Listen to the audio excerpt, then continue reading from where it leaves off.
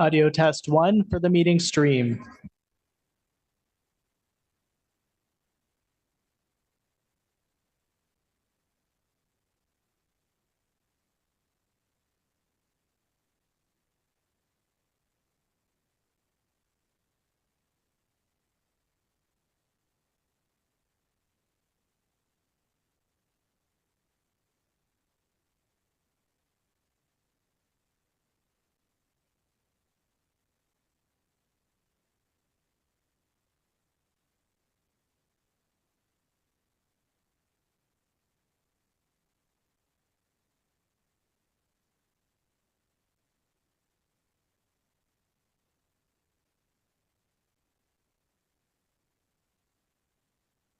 Audio test 2 for the meeting stream.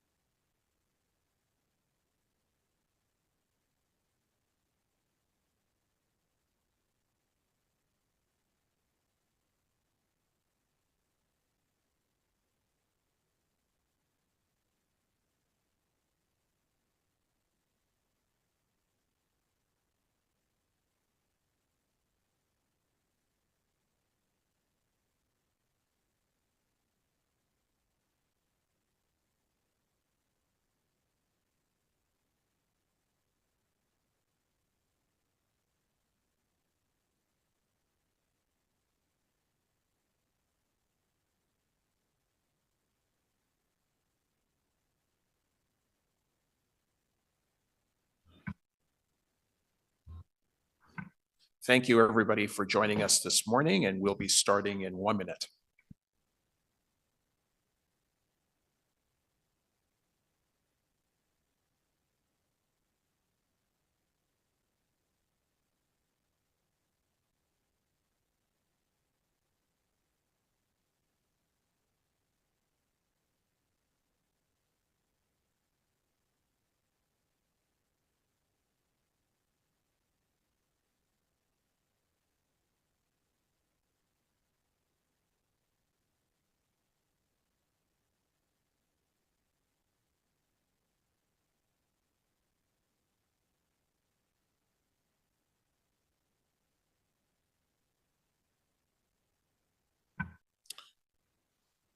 Good morning, everybody, and welcome to the Built Heritage Committee meeting of July 9th, 2024. I'd like to call the members to order.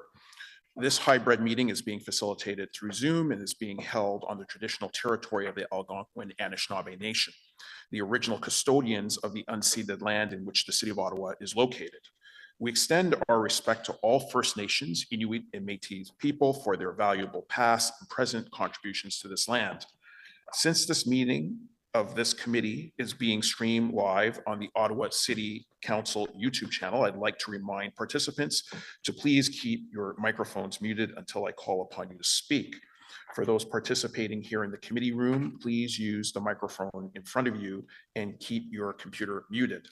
I will provide each committee member with the opportunity to ask questions or comment on each item in the order in which they raise their hand in Zoom.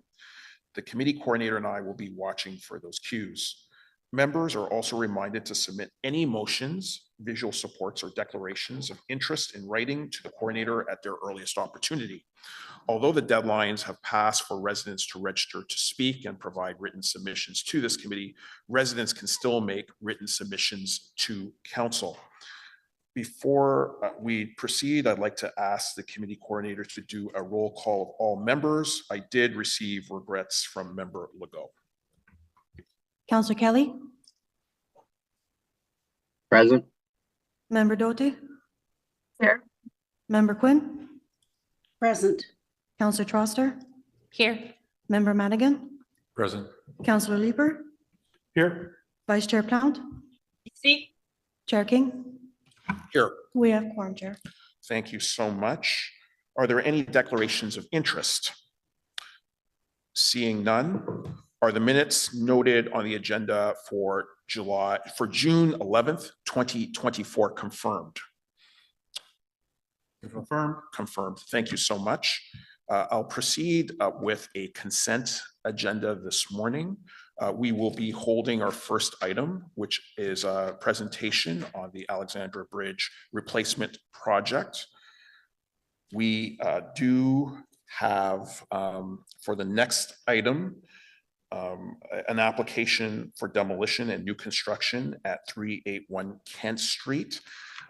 For this item, the only people who are registered are the application team as well as Heritage Ottawa. I did want to ask Linda Hode of Heritage Ottawa whether she needed to comment on this item if this item received consent of the committee. Thank you so much. Are there any, is there any interest in a presentation or questions to staff on this item? Seeing none, is this report carried? Carried. Carried. Thank you so much. So this report will be submitted to a Planning and Housing Committee on August 28th for consideration. Chair, may I just make one comment related to the file? It's okay that it carried. Sure. Thank you. Thank you. I just want to say that this design has a lot of merit and the community was very receptive to it. I just wanted to register a concern because this is now the second building in Centertown that is coming down in a matter of months that contains basic medical services, including blood work and medical imaging. And when those two buildings, this one and the doctor's building that is the corner of Gilmore and O'Connor, go down, there will be no such services left in the neighborhood. And so I know this is not within the purview of the community, but I did want to mention it, that we have the highest rate of poverty among seniors in my neighborhood. And I routinely hear from seniors that they're very, very worried about this change. So I'm not in opposition to the project. It's completely fine that it carried. I think the design is really sensitive to the heritage considerations, but I just wanted to say this because I did want to mention that the Ontario Heritage Act, there's certain things it cannot preserve, and there is a going concern about the loss of these services. So 2 demolitions in a matter of 2 months coming through committee that represent the loss of these services completely in Centertown are a real problem. So I'm hoping we can see those services established elsewhere in the neighborhood. Thank you very much. We appreciate those comments, and notwithstanding the fact that it doesn't specifically apply to what we look at the Heritage Committee under the auspices of the Ontario Heritage Act, that is a continuing concern for not just your ward, but across the city. So thank you for acknowledging that here. We appreciate it. We will hold item 5.2, an application to alter 259 Clemo Avenue. We will, since there are registered speakers, we will hold a 5.3 Aberdeen Pavilion as there is a presentation. We will hold 5.4, 8590 Primrose, 755 Somerset Street West, as there are presentations and delegations, as well as a technical amendment on that item. Item 5.5, designation of Cherry House at 257 Clarence Street. The only registered speaker on this item is Heritage Ottawa, so I just wanted to ask Linda Hode again whether she would need to comment on this item if it was carried by committee. I see that she does not need to comment. Are there any questions to staff or comments on this item? I don't see any hands raised. Is the report carried? Oh, this is Cherry House. Carried? Carried. Thank you. So this report will be submitted to City Council tomorrow on July 10th for consideration. We will hold 5.6 St. Mary's Anglican Church as there's a delegation. We will hold 5.7 50 Carruthers Avenue as there is a delegation. The last item on the agenda is the designation of Lamia Island Water Purification Plant. There is only Heritage Ottawa registered. So once again, I'd just like to ask Linda Hode whether she would need to comment if this item was carried by committee. Okay, so we will hold that item. Thank you so much. So we will proceed with the first item, which is the Alexandra Bridge replacement project. This morning, we will be receiving an update for information concerning the Alexandra Bridge from the Government of Canada. The Government of Canada directed that the bridge be replaced. Public Services and Procurement Canada is the federal government department responsible for the management of the bridge, with the National Capital Commission acting as a partner. The NCC, along with Public Services and Procurement Canada, have been tasked with leading a comprehensive engagement process, along with conducting studies concerning the federal government's bridge replacement project. This report will be for information only, as there is no specific legislative action that the city will recommend to undertake. This update will provide an opportunity for the committee and the public to ask questions concerning the heritage impacts of the project. I will invite our guests to provide their report. You will have 15 to 20 minutes. Thank you for joining us. So thank you, Chair, and good morning. We're pleased to be here today to present the progress made to date on the Alexandra Bridge replacement project. Before we do start, though, can I confirm we do have a presentation that is being projected and available to the committee today? Yes, and I believe staff is working on that right now. Okay, so I'll go ahead and continue. Donc, je m'appelle Stéphane Derry et je suis le directeur général de la gestion des biens et infrastructures à Services publics et Approvisionnement Canada. Pour mettre en contexte, le portefeuille de SPAC comprend un certain nombre de ponts, barrages, autoroutes et infrastructures maritimes à travers le pays. Une partie de notre portefeuille comprend 3 ponts interprovinciaux dans la région de la capitale nationale. Le pont Alexandra, le pont McDonald-Cartier et les traversiers des Chaudières. I'm joined today on my left by Victoria Angel, who is our heritage experts from ERA Consultants, Paul Lebrun, who is our chief engineer for bridges within the National Capital Region with PSPC, Jordan Lane Beveridge to my right, project director at PSPC, Emily Gérard-Ruel from the NCC, and Christopher Meeks also from the NCC. Collectively, we're part of an integrated project team that includes members from PSPC and the NCC and our technical advisor, Arab. Try to get to the next slide here. Perfect, thank you.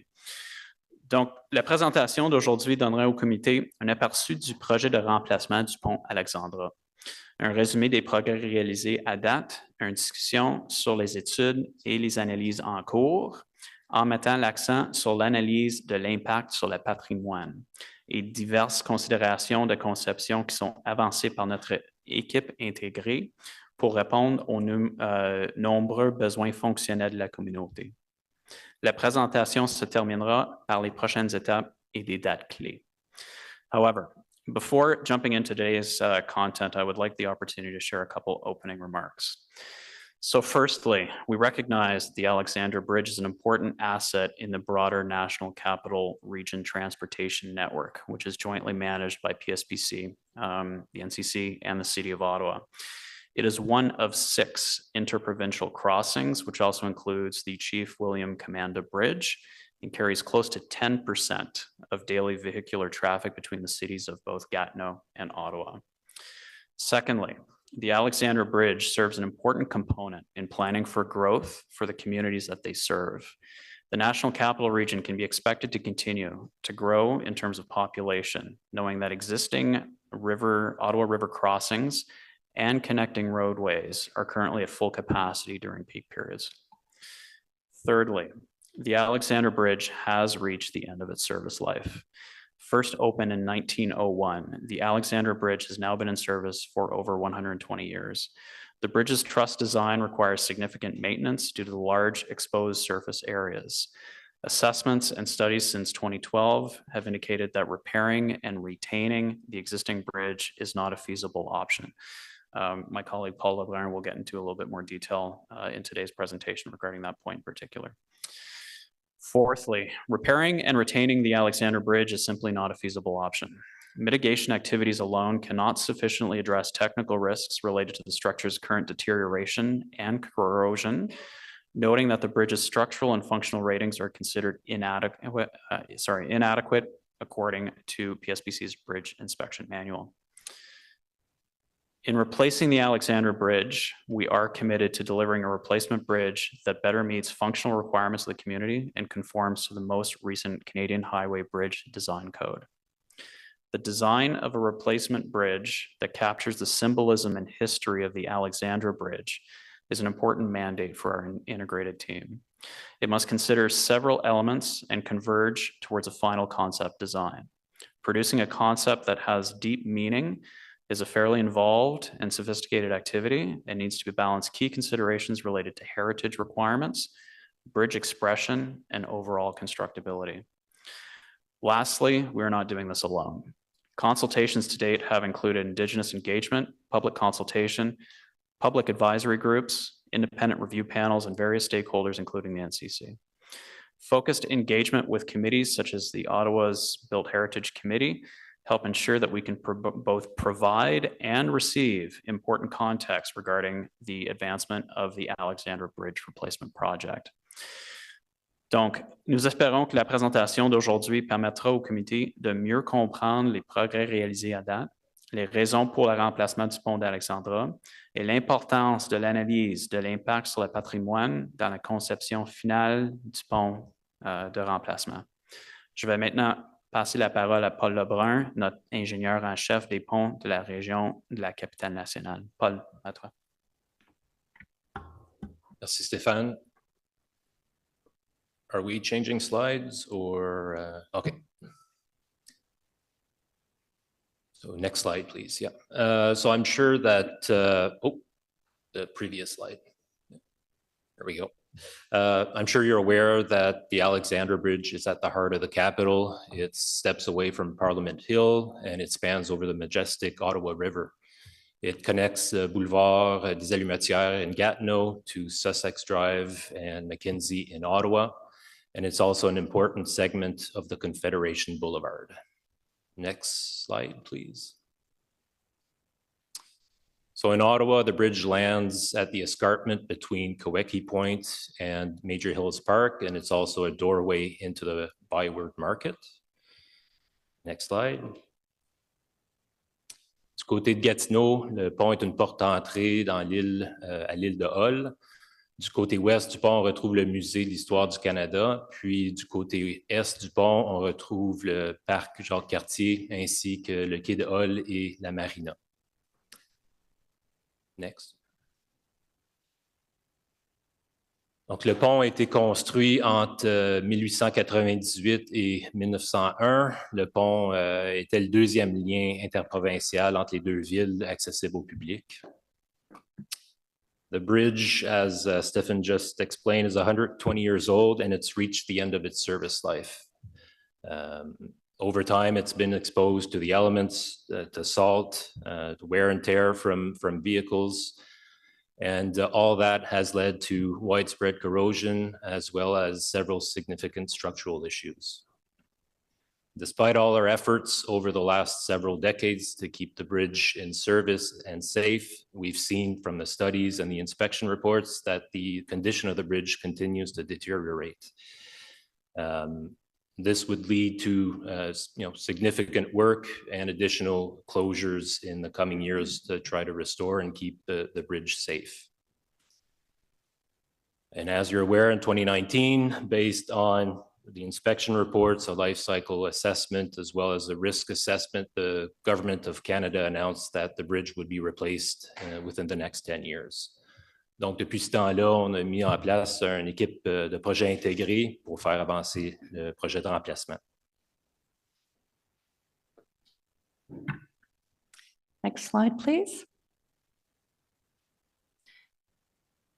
So following the decision to dismantle the historic bridge, in the summer and fall of 2023, work began on a series of studies led by the technical advisor team, one of which is a cultural landscape-focused heritage impact analysis, or HIA.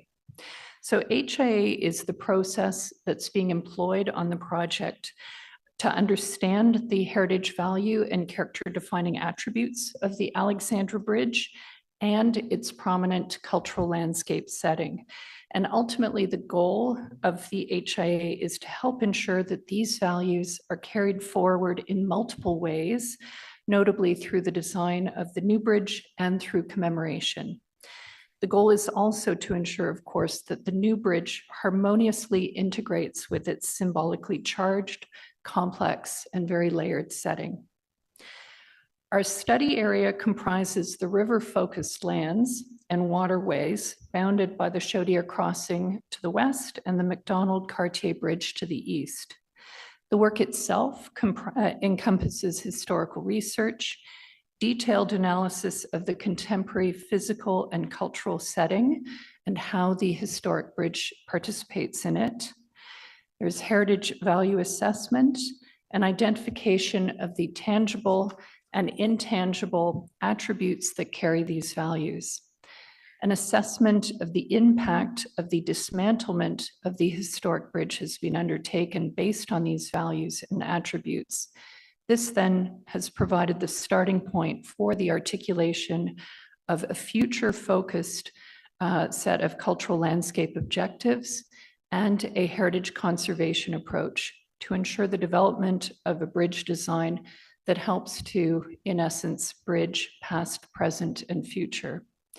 The HIA process has been happening in parallel and coordinated with the design process, with the HIA team working in close dialogue with the bridge designers. And I'll now highlight aspects of this analysis. Next slide. The setting of the Alexandra Bridge is a composite of intertwined cultural landscapes. The Algonquin Anishinaabeg, urban and central capital landscape with the Kitchissippi or Ottawa River at their center. The unceded, unsurrendered Algonquin Anishinaabeg landscape on screen, which has been provisionally mapped but requires proper definition by the Algonquin First Nations themselves, is of course the product of the inhabitation of the lands centered around the Kitchissippi and its shorelines since time immemorial. Its low-lying shorelines have been places for meeting, trade, ceremony, and seasonal encampments. The high ground on the Ottawa side was likely used for lookouts, and the river and portage routes provided access to harvesting areas and connections to kinship networks in all directions.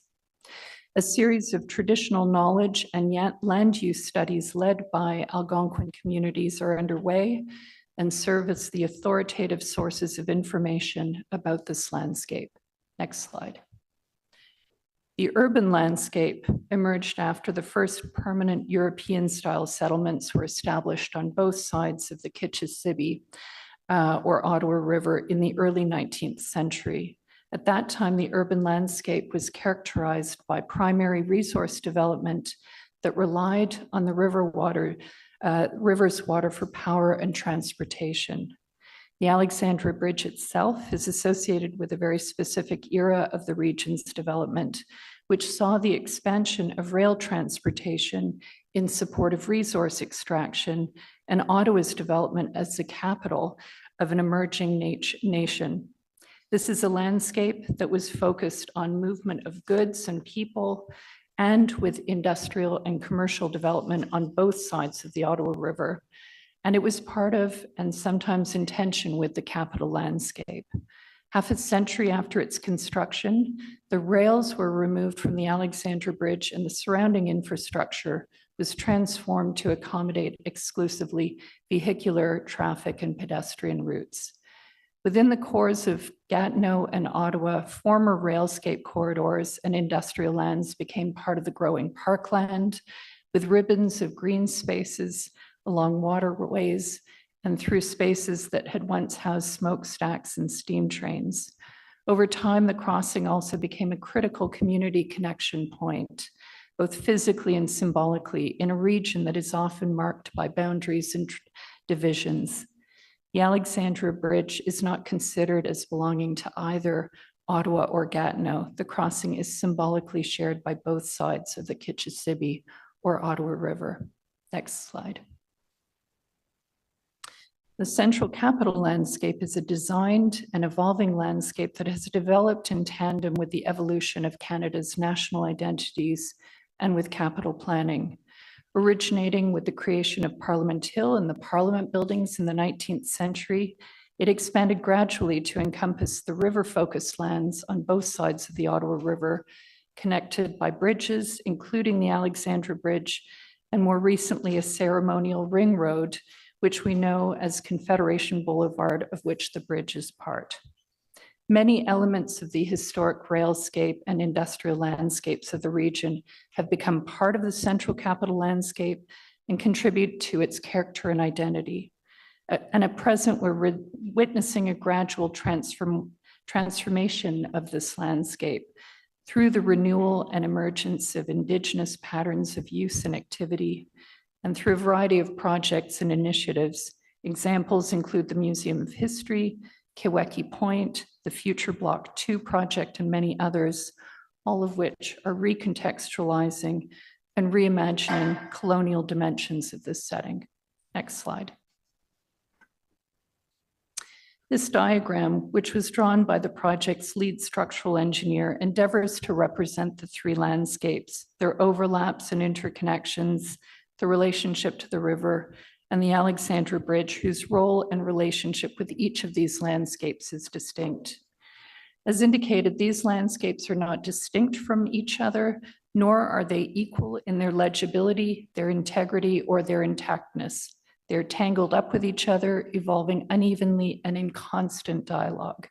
Their meanings generated through the interplay of physical elements and patterns of use. Through cultural landscape analysis, we've identified 4 high-level themes that represent both sustained patterns within this setting across landscapes, eras, and cultures, and which serve as starting point for bridge design. They are evolving relationships to land, a landscape of connection, which has moved people across the region, brought diverse groups together, and inspired unity across borders. A living experiential landscape which speaks to shifting human relationships with the Ottawa River over time, and a symbolic landscape tied to capital and Canadian identities. Next slide. Looking at the immediate setting of the Alexandra Bridge highlights both the extraordinary sensitivities of this prominent setting, as well as opportunities for the bridge project. On the Gatineau side of the Kitchissippi or Ottawa River, one notes the sensitive river shoreline, Museum of History in Jacques Cartier Park, which the historic bridge, designed to respond to the former industrial activities of this location, did not address. As well, although this area with its accessible shoreline was a location of gatherings, seasonal encampments, burials, and portage routes since time immemorial, one notes that these patterns are no longer legible due to forced displacement and the emergence of the urban and capital landscapes. Next slide. On the Ottawa side of the river, in addition to Parliament Hill, we have the Rideau Canal World Heritage Site, Majors Hill Park, the National Gallery, and Kiweki Point.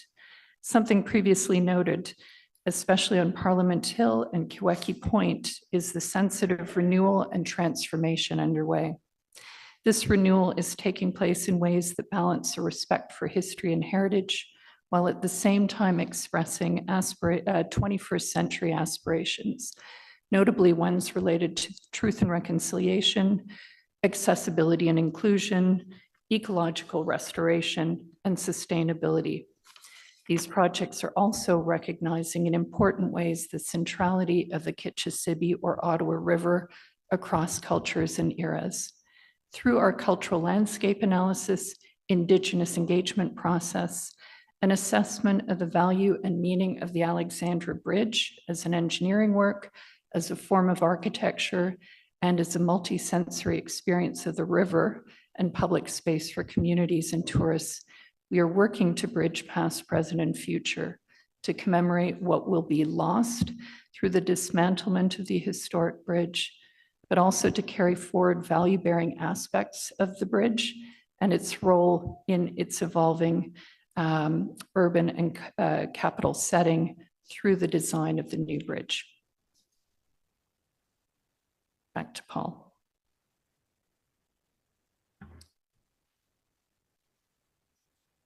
So in addition to the heritage impact assessment, which is informing the project team, we've got numerous other aspects that the team is using to advance the design concepts. And over the next few slides, I'll go over some of those.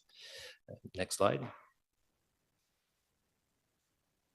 So some of the fundamental documents that we're using and that's guiding the team are the planning and design principles, as well as the performance criteria for bridge design. So these two documents were approved by the NCC Board of Directors a few years ago. They give us clear criteria to meet, and they're also a transparent process which we can use to design the new bridge.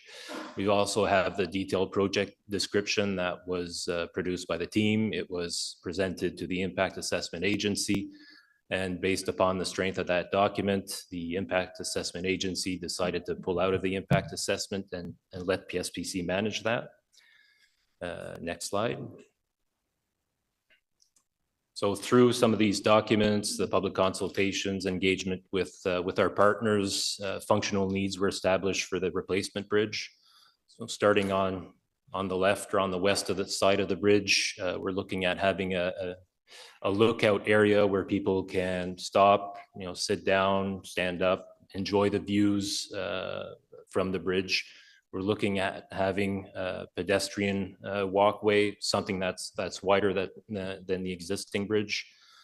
Separate from that, we'll have bidirectional cycling lanes. Again, those would be wider than what's on the existing bridge.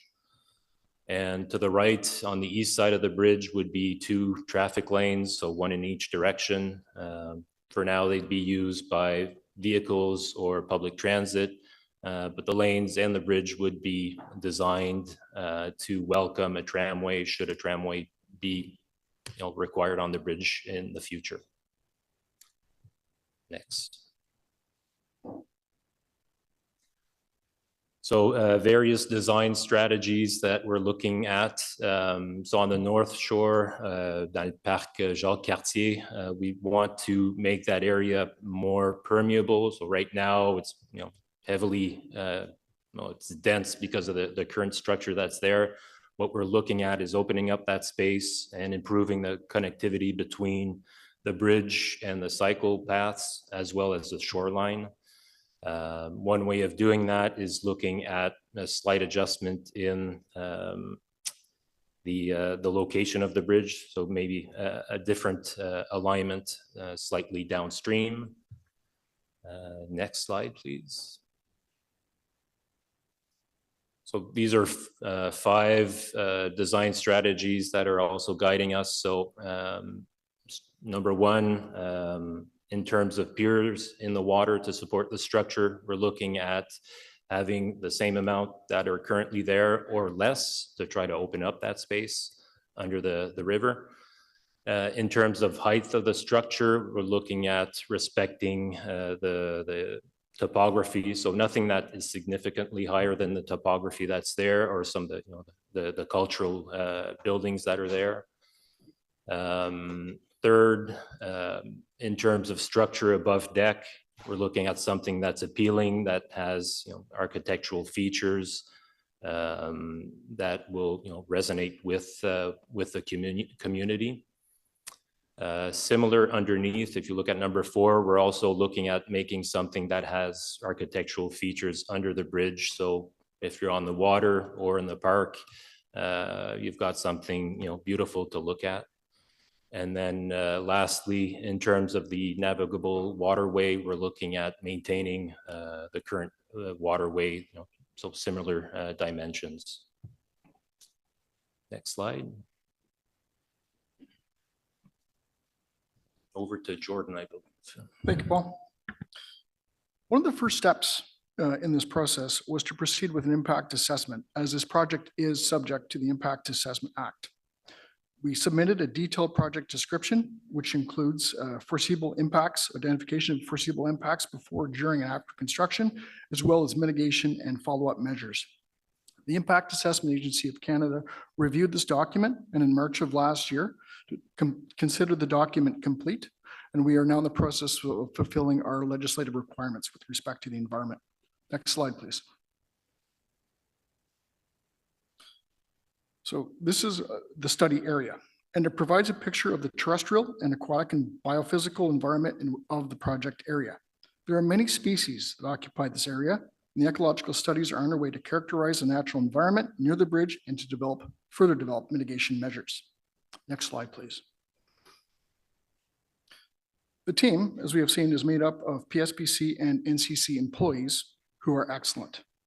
And in order to continue our studies as well as further define our bridge design concepts, we have contracted a consultant, Heure Canada Incorporated, who is world-class, and they're supporting the team throughout the development of studies as well as processes. With respect to the groups that we are engaging with, the objective and the challenge is to bring the interests of each of these groups together towards and into a final design concept. As you can see, and probably the most important chapter in this process is our engagement with Indigenous communities. We have to date engaged with 19 different communities from 3 different nations. There are public consultations. There have been 2 rounds to date of public consultations in October 2020, November 2021, with one upcoming in October of this year. There's the Public Advisory Committee, which brings together representatives from various spheres of the community. There's engagement with all stakeholders who will be directly affected by the work. The team and the project also benefits from the expertise of two of NCC's national expert committees, the Advisory Committee on Planning, Design, and Real Estate, ACPDAR, and the Advisory Committee on Universal Accessibility, ACUA. A committee of independent experts has also been established through the Royal Architectural Institute of Canada to support the team in the development of design options. All of these conversations, feedback, and thinking are going to flow into the final design concepts for this bridge, which, as I had mentioned, will be shown in October of this year. Next slide, please. Bit of a snapshot of where we are now. And we are currently in the planning phase and working on studies and concepts. We'll have a design phase proceeded, and construction will start in 2028, and we expect to be completed in 2032. Next slide, please. The Alexander Bridge has served the Ottawa-Gatineau area very well. However, it has surpassed its initial functionality. As demonstrated by my colleagues earlier in this presentation, now is the time to replace it.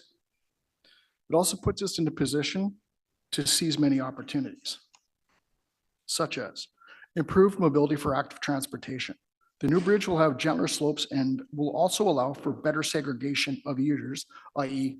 pedestrians and cyclists, while creating far more inclusive public spaces. In keeping with the long-term vision for the National Capital Region, the new bridge will be designed to allow for the conversion of vehicular lanes to streetcar lanes. This provides the Ottawa-Gatineau region with the opportunity to adapt to new urban travel standards in the years to come. The views from the bridge. The current views from the bridge are currently studied in order to preserve and even improve these perspectives. We have two jewels in this area, Ottawa-Gatineau. We are going to improve the viewpoints from the bridge. On the Gatineau side, the new structure will offer the opportunity to improve connectivity and accessibility along the river, something that the people are asking for. The project also offers the opportunity to introduce subtle variations to improve and modernize Confederation Boulevard. There are many other opportunities that will be revealed as we continue through this process and as we continue to meet with our very important stakeholders and public groups. Next slide, please. Finally, next steps. So we are currently working on bridge design options. And as I said, we expect to present these in early October of this year. In fall, the Board of Directors from the NCC and public consultations will have feedback on the design options. In winter, we'll pursue design in view of a preferred concept. And finally, in spring of 2025, the preferred concept will be submitted for approval by the NCC's Board of Directors. Thank you very much for your time. Thank you so much for your presentation. We do have a number of registered speakers, so we'll start with the speakers first, and then we'll be able to come back to you for questions from the committee. Our first registered speaker is Josiah Firth.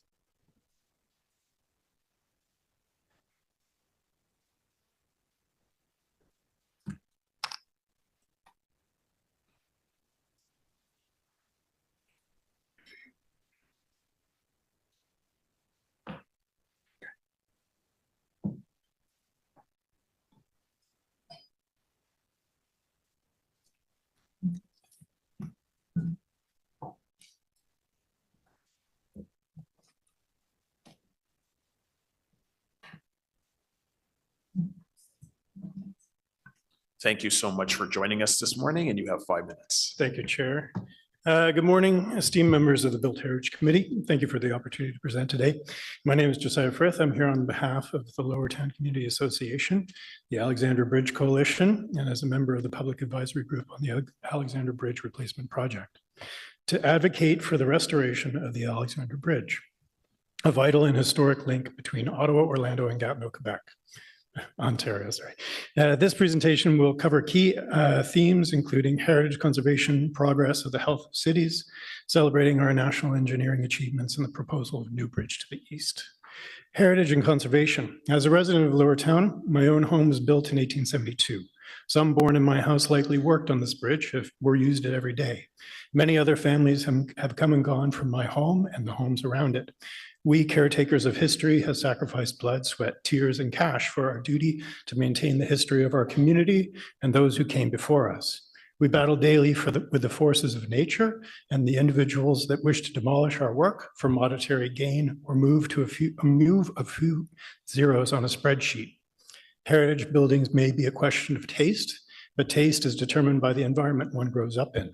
Exposure to heritage should not be through a lens of neglect and disgust, but of reverence and pride. All levels of government need to set an example as the main caretakers of our shared history. If they won't take it seriously, then who will? The Alexander Bridge, completed in 1901, is a testament to our rich engineering heritage. It is not just a bridge, but a symbol of our history and innovation. In 1946, a major fire destroyed about 1/3 of the bridge deck, leading to a major rehabilitation. In 1995, it was designated a National Historic Civil Engineering Site by Canada Society for Civil Engineering. In 2010, a heritage value assessment by PSPC themselves rated the bridge as an engineering asset of national historic importance. Most recently, in 2021, the bridge was added to the National Trust for Canada's Endangered Places list.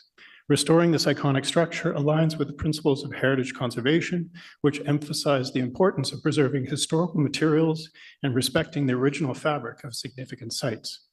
By restoring the Alexander Bridge, we honor our past and ensure that future generations can appreciate the engineering marvel. Progress and health of cities. Downtown Ottawa is struggling following the pandemic, so a focus on amenities and lifestyle is very important. The restoration of the Alexander Bridge into something like the High Line in New York City would be a centerpiece of healthy living connecting our two downtowns. This transformation would not only help cap the pollution, but also enhance the lifestyle and amenities available downtown. Imagine a vibrant pedestrian-friendly space that provides a beautiful, accessible area for walking, cycling, community activities. Additionally, maintaining this vital link ensures that our cities remain connected and accessible, fostering economic growth and social cohesion. This is the type of leadership needed for the future of downtown living. 3, national pride in engineering accomplishments. Canada has a proud history of engineering achievements, from the construction of the Canadian Pacific Railway to the Canadarm. The Alexander Bridge is a part of this legacy. Restoring it not only preserves a piece of our engineering history, but also showcases our commitment to maintaining and celebrating our national accomplishments. It stands as a reminder of the ability to overcome challenges and innovate for the future. It's worth noting that the Alexander Bridge has already been rebuilt once after it was partially destroyed by fire almost 80 years ago. They didn't have to tear it down to fix it, and it has lasted this long since. All built objects need to be maintained. There can be no view of building anything that doesn't include maintenance. Additionally, the bridge was built using the same technology as the Eiffel Tower, and shortly after it was presented at the World's Fair. This connection to such significant global icon of engineering further underscores the bridge's importance of the ingenuity of its construction. 4, sharing the wealth with the suburbs and rural areas.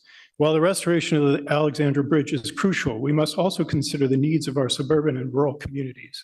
Currently, the city of Gatineau is expanding rapidly to the east, and the towns of Orleans and Rockland as well. I propose that the federal government allocate funds to construct the new bridge to the east. This would not only improve connectivity and economic opportunities for those regions, but also demonstrate a commitment to equitable infrastructure development across all areas. In conclusion, the restoration of Alexander Bridge is not just about preserving a piece of history, it is about promoting sustainable urban development, celebrating our national engineering achievements, enhancing the health and well-being of our cities, and ensuring equitable infrastructure for all regions. I urge the Built Heritage Committee to support this vital project and help us continue maintain a stronger, more connected Canada. Thank you. Thank you so much for your delegation. I don't see any questions, so thank you so much. Just a reminder, of course, that we don't have any legislative action before us. This is an additional opportunity for the federal government through Public Works, as well as the National Capital Commission, to hear more inputs, additional inputs from the public. So we're thankful that they've provided us with that opportunity. The next registered speaker is Leslie Maitland.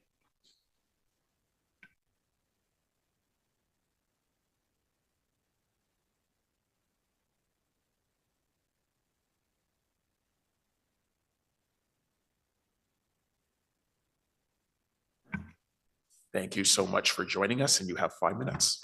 Well, thank you very much, Chair King and councillors, for the opportunity to speak to you today. I should just say what Josiah said. I would like to, on behalf of Heritage Ottawa, our comments, of course, are focused on the heritage that is encapsulated in the bridge itself. It is certainly true that the setting is significant, but one of the reasons why the setting is significant is because the bridge is there. And I think there has been a premature leapfrog from looking at the current condition of the bridge, presuming it's going to be a vehicular bridge, and not considering the possibility of stabilizing the bridge for active transportation. So as Josiah noted, this bridge has been identified by the Canadian Society of Civil Engineering as evidence of the outstanding ingenuity and foresight of Canadian engineers. And it has been pointed out that this bridge carries something like 10% of the vehicular traffic that is interprovincial, but it also carries 40% of the active transportation. 40%. That is a significant number of people who use that bridge for active transportation. So there's already a willing clientele, so to speak, for a bridge that supports active transportation.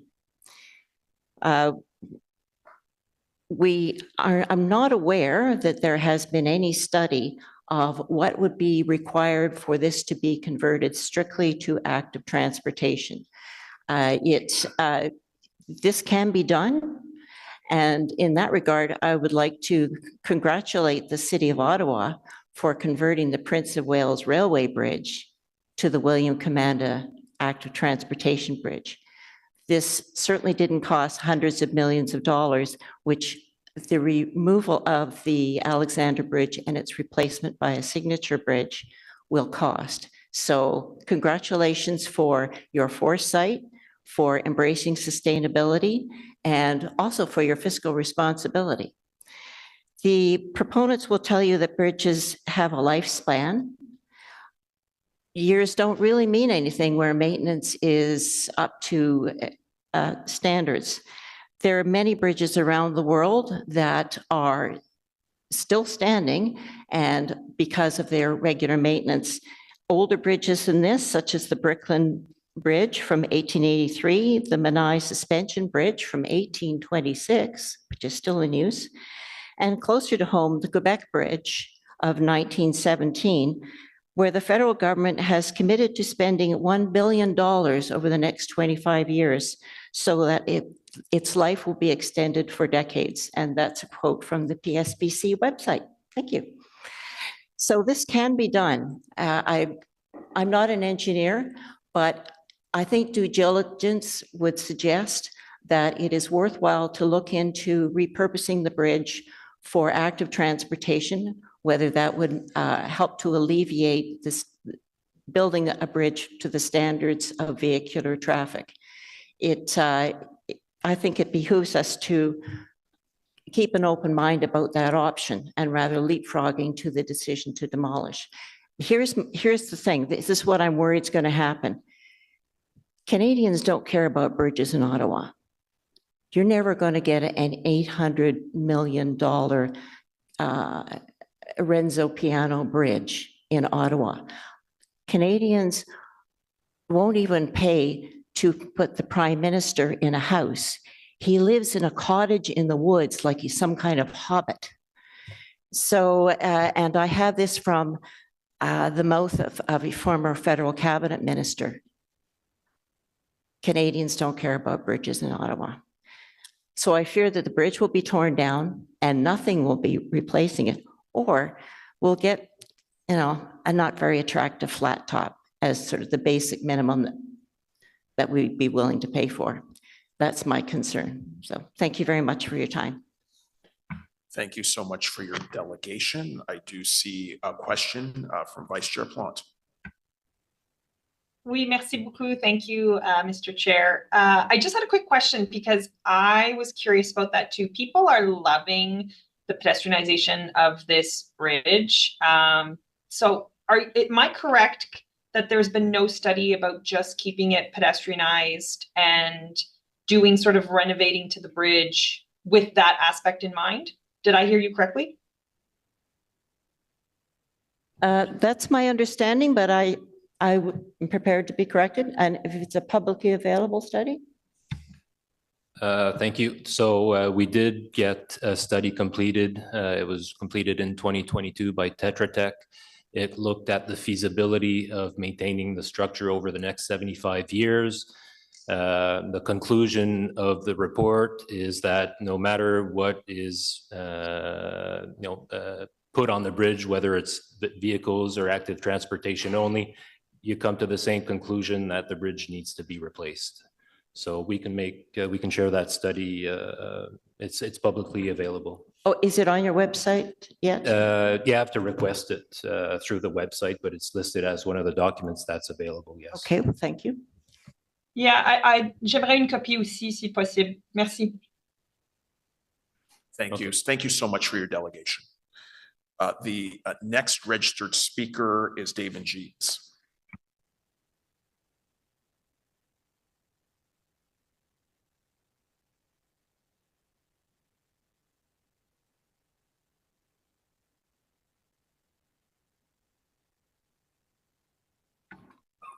Thank you, Chair King. I'm a member of the Public Advisory Committee. I'm also a member of the Alexandra Bridge Coalition and representing Transport Action. So my primary concern about the bridge is its use for active transport, which you've heard about, and the potential for use for a tramway or LRT connection. However, I also have a long-standing interest in the heritage, particularly the railway heritage. In fact, in 2001, I organized a centenary event at the bridge with the Bytown Railway Society, Transport Action, Department of Civil Engineering from Carleton University, a number of local and federal politicians, and the STO, who even provided a bus to exactly represent the first train to cross the bridge 100 years earlier. I've given many talks about the bridge to the Gatineau Valley Historical Society, Heritage Ottawa, various railway groups. I've written articles, and particularly I've recently given guided tours for Heritage Ottawa, which have been very popular, usually sold out. I'm also part of a group that has been promoting a streetcar or tramway loop. But let's talk about the bridge. So as you've heard, it is a unique part of the engineering and transportation history of Canada and the region. It was built by locally owned railways. Some people forget that. And built by a Canadian company, Dominion Bridge, which subsequently was responsible for the infrastructure of many of Ottawa's most important buildings. But the Alexandra Bridge was one of their first projects here. It was subsidized by the City of Ottawa specifically to ensure that it would have dedicated pedestrian corridors for active transportation as well as road use in addition to the railway purpose. And it was important to the City of Gatineau for transportation because it was used for 45 years by the Hull Electric Railway. So their streetcars could come right to the Chateau Laurier. It was part of the Transcontinental Railway of the CPR from 1902 to 1966. And as you've heard, it was designated as a Canadian Civil Engineering Heritage Site by the Canadian Society of Civil Engineers. When it was built, it was the fourth longest cantilever span in the world. And in fact, it is still the oldest cantilever bridge in Canada, still standing at its original location. It was the predecessor to the Quebec Bridge, which has also been mentioned, built 16 years later, but by the same engineers from Dominion Bridge who built the Alexandra Bridge. And that Quebec Bridge, in addition to having a future, as you've heard, is still the world's longest cantilever span. With respect to the maintenance of the bridge, I actually raised concern in the media quite prominently back in 2009 about corrosion reports which had been prepared for Public Works. And in fact, that led to announcement of a major remediation program by the Minister of Public Works, which was carried out at that time. So we've certainly known about the corrosion for a long time. In fact, enough time to do more about remediating it than perhaps we have done. The bridge has an iconic presence. Remember that it can be viewed from Parliament Hill, from the Supreme Court Terrace, from the Chaudière, from Kaweki Point and the Rideau Canal locks, from the History Museum, Jacques Cartier Park, Lady Grey Drive, which the NCC is very interested in rehabilitating, the Chateau Laurier Terrace, and up and down river. In fact, there is probably no other Ottawa landmark that can be viewed from so many directions, and which in turn gives reverse views back to all those places that I've mentioned. Just another personal note, for 8 years, I used that bridge every week when I was in school to go skiing at Camp Fortune, because there was no Macdonald-Cartier Bridge, there was no Portage Bridge. It was the only way, if you lived in the east end of town, to get to the Gatineau Park. The decision to demolish, as you've heard from PSPC, is really based on meeting highway standards.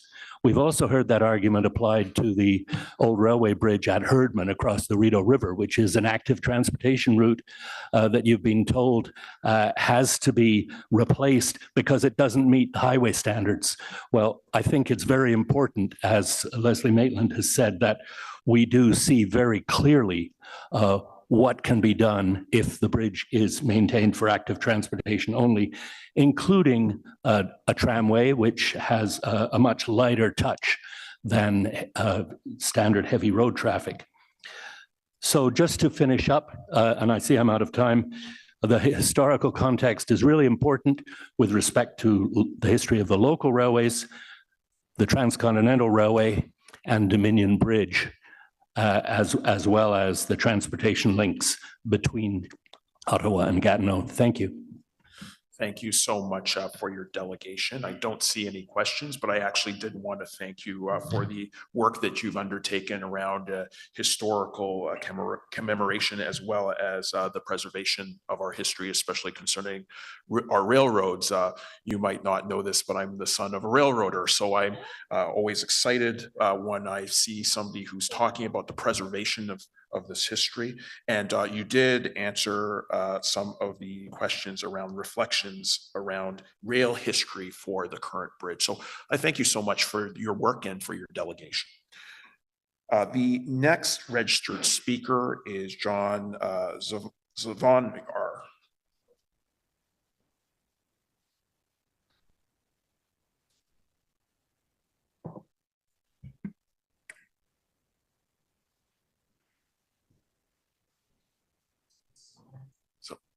This is Vonar. Thank you so much. Thank you. And apologies. No worries. Thank you for the opportunity to speak this morning. I'm a landscape architect here and long interest in heritage and in working in heritage conservation. I'm going to give a summary of a presentation I gave on the request of Heritage Ottawa 2.5 years ago in regards to the importance of communities and their connection to bridges, both around the world and locally. When I arrived here in the mid-1980s, one of the first photographs I took of the Alexander Bridge was from Ottawa Locks. And like thousands of other visitors before and after, was smitten with this iconic structure. My practicum study of Majors Hill Park many years ago established for me a historical and contextual baseline that naturally included the bridge. Historically and metaphorically, bridges have long served as indelible icons and have been embedded in our collective subconscious. Numerous examples spring to mind: the Tower Bridge in London, Forth Bridge in Scotland, or closer to home, the Brooklyn Bridge or the Golden Gate Bridge. And inasmuch as they are appreciated, when these engineering works are exposed to any number of threats, Communities rally to either save them or to reconstitute them. The tradition of this enthusiastic outpouring towards protecting cherished engineering heritage can be found in many examples around the globe, including the Chapel Bridge in Lucerne, Switzerland, that succumbed to fire, the Stari Bridge or Mostar Bridge in Bosnia-Herzegovina that was bombed many years ago and rebuilt, and the Bennerley Viaduct in the UK.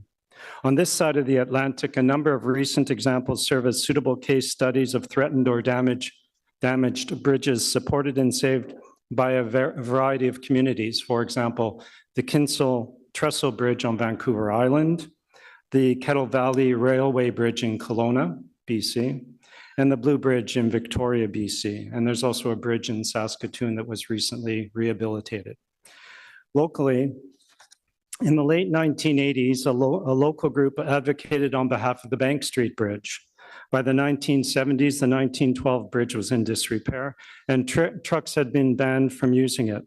While debate ensued about whether to replace or to restore it with a nondescript highway bridge, passionate locals advocated for its retention and repair, especially its character-defining arches. Ultimately, the decision was made to restore the structure and the work completed in 1993 on time and under budget. As for other bridges in the broader NCA, it's worth mentioning that those that have been recently retained and in some instances repurposed include the Chief William Commanda Bridge, the Chaudière Crossing, and the Laurier Avenue Bridge. All of them have their own particular stories and are still appreciated. I've always loved that photograph of the Alexander Bridge under construction at the turn of the 20th century. Of course, since the mid-1960s, thanks to the planning of Jacques Rébert and the shift of all rail traffic away from the downtown core, the bridge was reimagined and repurposed to the vocation that we appreciate and enjoy today. And the stroll across the bridge from Gatineau to Ottawa, with its breathtaking views of the hill and Ottawa River environs, remains my favorite in the NCA. But what remains missing in this discussion appears to be a broader understanding of what is valued through the stretch of the Ottawa River, from upstream of the Chaudière Crossing down to and past the McDonald-Cartier Bridge, although we may have heard this morning that there is some work to that end taking place.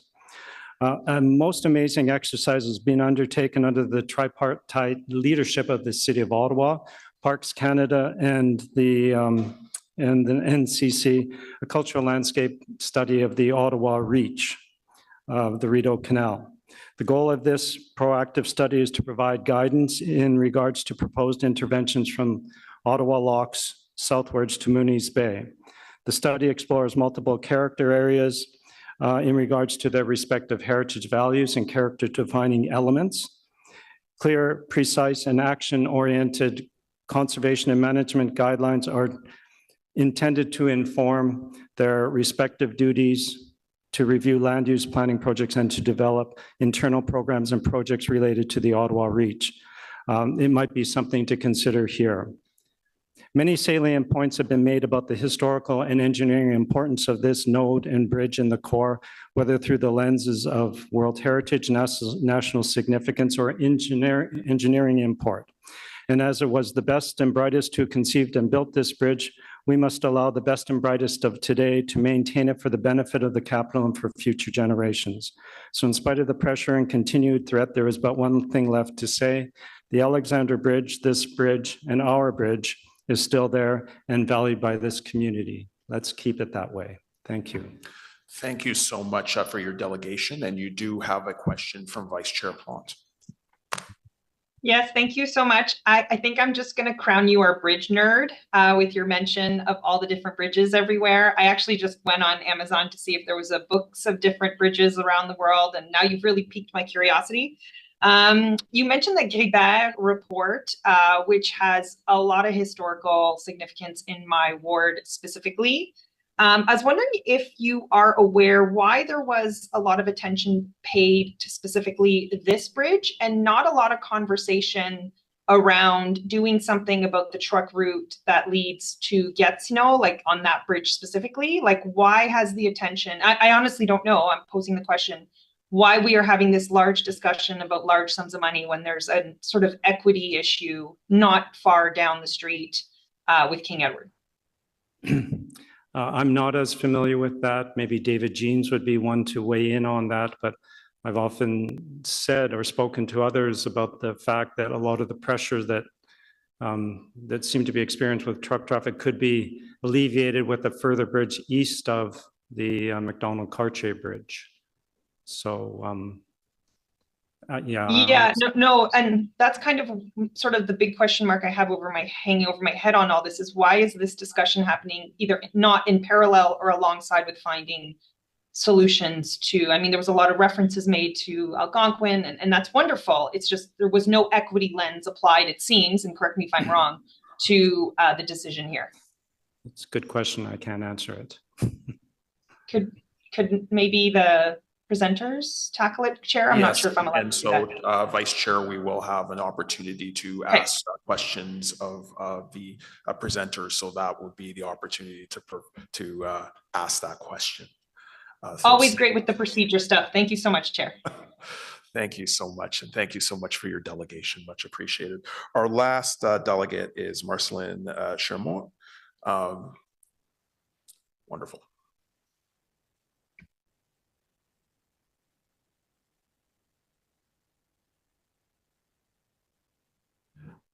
Thank you so much. And you have 5 minutes. Nous recevoir au nom de la Société d'histoire de l'Outaouais. Je suis Marcelin Chaumont. Nous intervenons aujourd'hui pour la Société d'histoire en lien avec la présentation qui vient d'être faite par la CCN. Ils vous ont fait part d'un soi-disant processus de consultation pour les options de remplacement du pont Alexandra qu'elle mènera à l'automne pour le compte de travaux publics. En premier lieu, du côté de Gatineau, nous ne sommes pas satisfaits et nous n'avons pas l'impression que nous avons participé à quelques consultations que ce soit qui fait en sorte qu'on pense que le processus a été mal amorcé. Nous vous rappelons d'abord que le projet de démolir et remplacer le pont entamé par travaux publics n'a fait lui-même d'aucune consultation auprès du public réellement, des instances gouvernementales, municipales ou provinciales. Le pont Alexandra est pourtant désigné, et ça nous interpelle beaucoup, site historique national de génie civil depuis 1995 par la Société canadienne de génie civil. Le gouvernement fédéral a accordé lui-même à ce monument remarquable la cote patrimoniale d'importance historique nationale en 2011. Et ça, on est en plein centre de la capitale nationale du Canada, à Ottawa. Le projet de nouveau lien autoroutier proposé par Travaux publics pour remplacer le pont est incohérent avec les objectifs même du gouvernement fédéral en développement durable. Nous, on s'entend là-dessus. Le projet a été justifié à la hâte sans égard à l'importance patrimoniale du pont sur la base d'arguments économiques que nous questionnons beaucoup. Aucune évaluation de l'option de réhabiliter le pont pour l'usage exclusif du transport actif ou collectif n'a été menée, un usage qui réduirait les coûts d'entretien. Des études pourtant promises sur la valeur patrimoniale du pont Alexandra n'ont toujours pas été abouties. Toutes ces études auraient dû être faites avant de décider de la démolition. Donc, on a un peu commencé le processus inverse. Vous comprenez que nous appuyons fortement les intervenants qui nous ont précédés. Nous vous invitons donc comme comité à poser un regard critique sur le contenu de la présentation de la CCN et de travaux publics, comme le conseil municipal de Gatineau l'a fait il y a plus d'une semaine en demandant à la CCN de refaire ses devoirs en exigeant de favoriser la réhabilitation du pont patrimonial et identitaire. Merci beaucoup de votre attention. Merci. Vice Chair Plante. Oui, merci beaucoup pour ton intervention, pour ta délégation, excuse-moi. Pourriez-vous juste aborder un peu qu'est-ce que vous avez mentionné à la fin de qu'est-ce qui est arrivé au Conseil de Gatineau la semaine passée? J'avais entendu un peu la même chose, que le Conseil à Gatineau veut réhabiliser, excuse-moi, le pont plutôt que le remplacer. Pourriez-vous juste aborder ça un peu? Oui, nous avons assisté à cette présentation-là. Tout à fait, c'est que 95% des interventions faite par les conseillers municipaux de la ville de Gatineau questionnait la démarche qui avait été entreprise par la CCN en termes de consultation, de décision hâtive, de dire c'est la démolition ou rien. Donc, toutes ces interventions-là ont tourné dans ce sens-là. Et à la fin, on a demandé à la CCN de revoir la possibilité de sauver le pont, de ne pas le démolir et de le garder pour du transport actif. Il va sans dire. Merci beaucoup. Merci. Merci. And so that concludes our registered speakers. Now questions for the presenters from the Government of Canada. And I see that Vice Chair Plante has raised her hand. I think I'm the only one, but that's OK. Merci beaucoup pour la présentation. C'était super intéressant. Je pense pas qu'on s'est croisés auparavant. Alors, je suis toujours ouverte de faire une rencontre ou qu'on se parle dans les prochaines semaines aussi. J'avais juste quelques questions et j'aimerais aussi, juste premièrement, j'avais posé la question au sujet de King Edward et s'il y avait comme une lentille d'équité qui avait été portée sur ce dossier. Est-ce que ça a été fait ou non?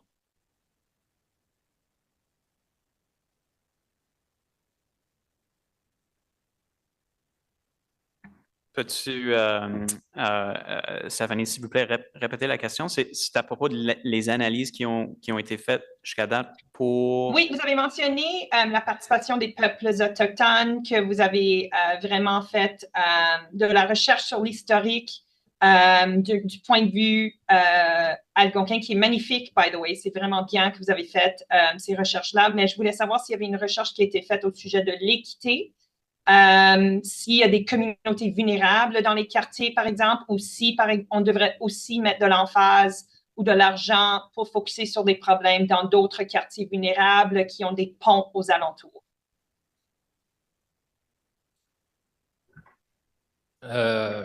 C'est certain qu'il y a des communautés vulnérables de chaque côté du pont, puis c'est des communautés qui seraient impactées par le projet de remplacement. Donc, pendant que le pont est remplacé, il n'y aurait pas un lien pour que les gens puissent traverser la rivière. Mais de voir les impacts, puis comment on peut améliorer la condition de ces communautés-là, ce n'est pas nécessairement fait à travers du projet. C'est certain qu'on va regarder comment on peut mitiger les impacts, comment on peut aider les gens à traverser la rivière, mais nous autres, on regarde les impacts du projet, puis on va essayer de mitiger ça. Je ne sais pas si j'ai bien répondu à la question. No, sorry, I'll pose it in English because maybe I didn't phrase it properly. Was there an equity lens applied to any of the discussion, research, decision-making around replacing this bridge in particular and the impacts of neighboring communities, specifically looking at other bridges we have? I'm speaking specifically around the King Edward area, because I'm very curious to know why there's a lot of emphasis being placed on replacing this bridge and not looking at where monies could be spent on serving low-income communities impacted by bridges in other areas.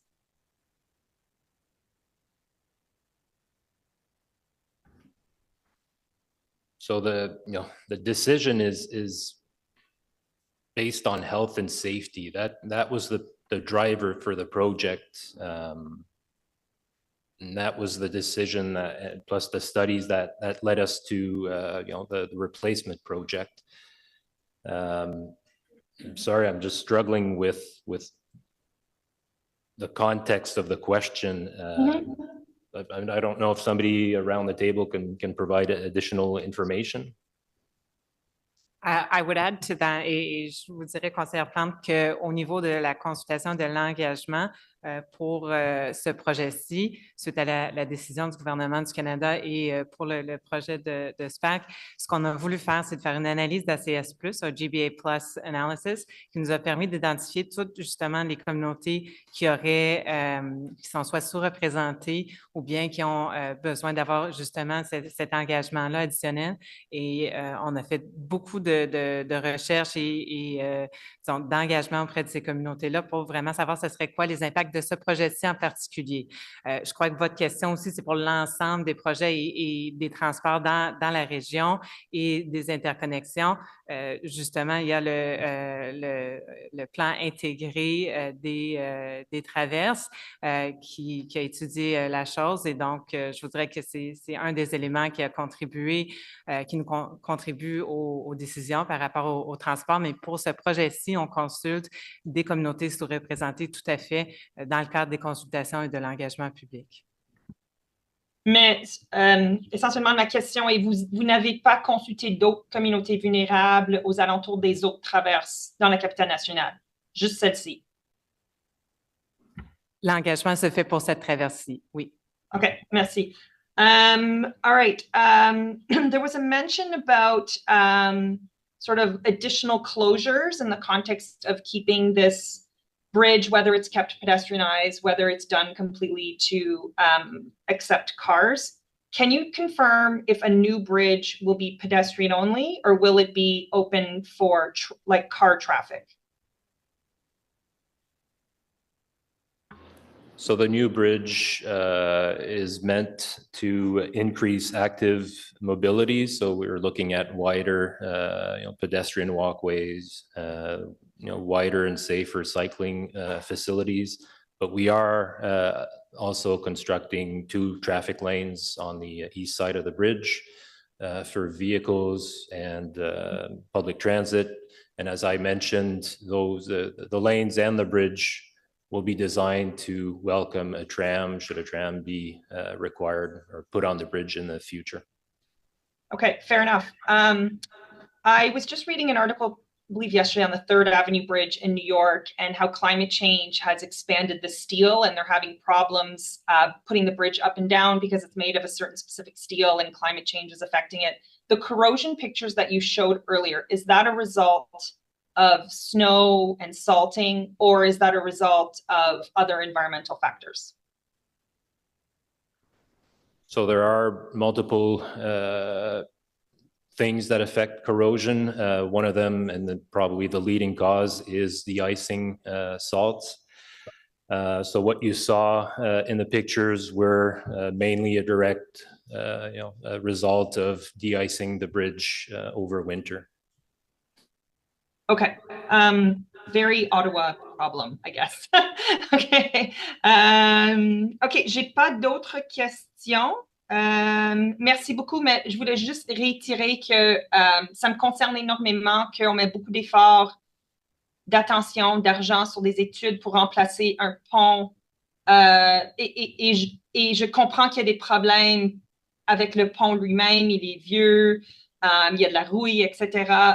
Mais on ne parle pas du tout de l'effet de la circulation des poids lourds au centre-ville. Je trouve que c'est vraiment malheureux, puis on a vraiment manqué une opportunité ici de vraiment faire des avances au niveau de la transportation ici dans la capitale nationale, au côté Ottawa et côté Gatineau aussi. Merci beaucoup. Missy, thank you so much. Our next person with their hand raised is Member Madigan. Thank you, Chair. And I'd like to also say I'm a son of a train engineer from Newfoundland, but unfortunately, most of the railway heritage there has been pulled up and sent off to recycling. Thank you for your presentation. It's directed towards the panel here. I think we've heard from the community that there's a desire for the community to retain the bridge and rehabilitate it, which might require more investment than just a new bridge. I always think that we should support that part of the community if possible, since there's a strong desire to keep the bridge. And if you look at Quebec City, I'm assuming that one of the reasons why the Quebec City Bridge was retained was because the community had a strong feeling for the bridge, even though perhaps that bridge was equally suffering from deterioration. 2 questions. What's the difference between the bridge here in Ottawa and the bridge in Quebec City when considered they're almost the same age, same type of structure, same use? What made the change in the decision to retain one bridge and rehabilitate it versus replace this bridge, possibly with a new feature bridge? That's the first question. Second question, Actually, respond to the first question. Do you want to, we can do sort of one at a time if I you'd think it'd like. be best. Okay. So, I mean, I think, it's a great opportunity just to sort of, I think recap some of the comments and concerns that we have or that we heard. I mean, I think from a certain perspective, they are shared concerns. That's why we're here today. The importance of Alexandra, the heritage, the history of the bridge. I mean, those are important considerations as we move forward. The reality is that we are facing engineering and technical challenges that simply preclude our ability to repair the existing structure. That's both something that speaks to the superstructures, or the elements on top of the deck, and the substructure itself as well, including the piers, some of the concrete platforms. Some of the concerns here, cannot be simply mitigated by closing a bridge to vehicular traffic. We get into a little bit of a technical discussion around the difference between live loads of a bridge and dead loads of a bridge. Dead loads where there's no transportation or vehicle traffic or any sort of are significant, and there is work that needs to be done to address the significant corrosion that once these types of issues set in, it's very difficult to remediate even in the best of situations. So, Paul's here to speak more about the technical aspects of things and why, unfortunately, it's not a decision as to, do we repair or replace. The reality is we have no choice but to advance the replacement of the structure. But it's also an opportunity for us to really appreciate the history, the importance, the significance, the iconic presence of this historical bridge as part of our future functional program. So that's where, we do see a structure at the end of the day that really drives a lot of the benefits that, we're hearing today in terms of a crossing that is equitable, that serves a number of different purposes, that is suited to, our climate, that meets current highway and engineering and bridge codes. So I just wanted to preface that with, in terms of, question one, as it relates specifically to, the comparison of, Quebec Bridge and the Alexandra Bridge. There are some nuances there in terms of obviously the use, how the bridge has potentially been maintained. Maybe I'll let Paul answer that in a little bit more detail, but I think the point being is that, no two structures are the same. So, we've heard a couple examples of where there have been successful outcomes with respect to the ability to maintain, structures that are 100+ years old. There are also a number of examples where the reality is that bridges, when they achieve, the end of their useful life or their service life, reality is that they need to be replaced. And there's been a number of recent examples of that. Salle Champlain in Montreal is a good one.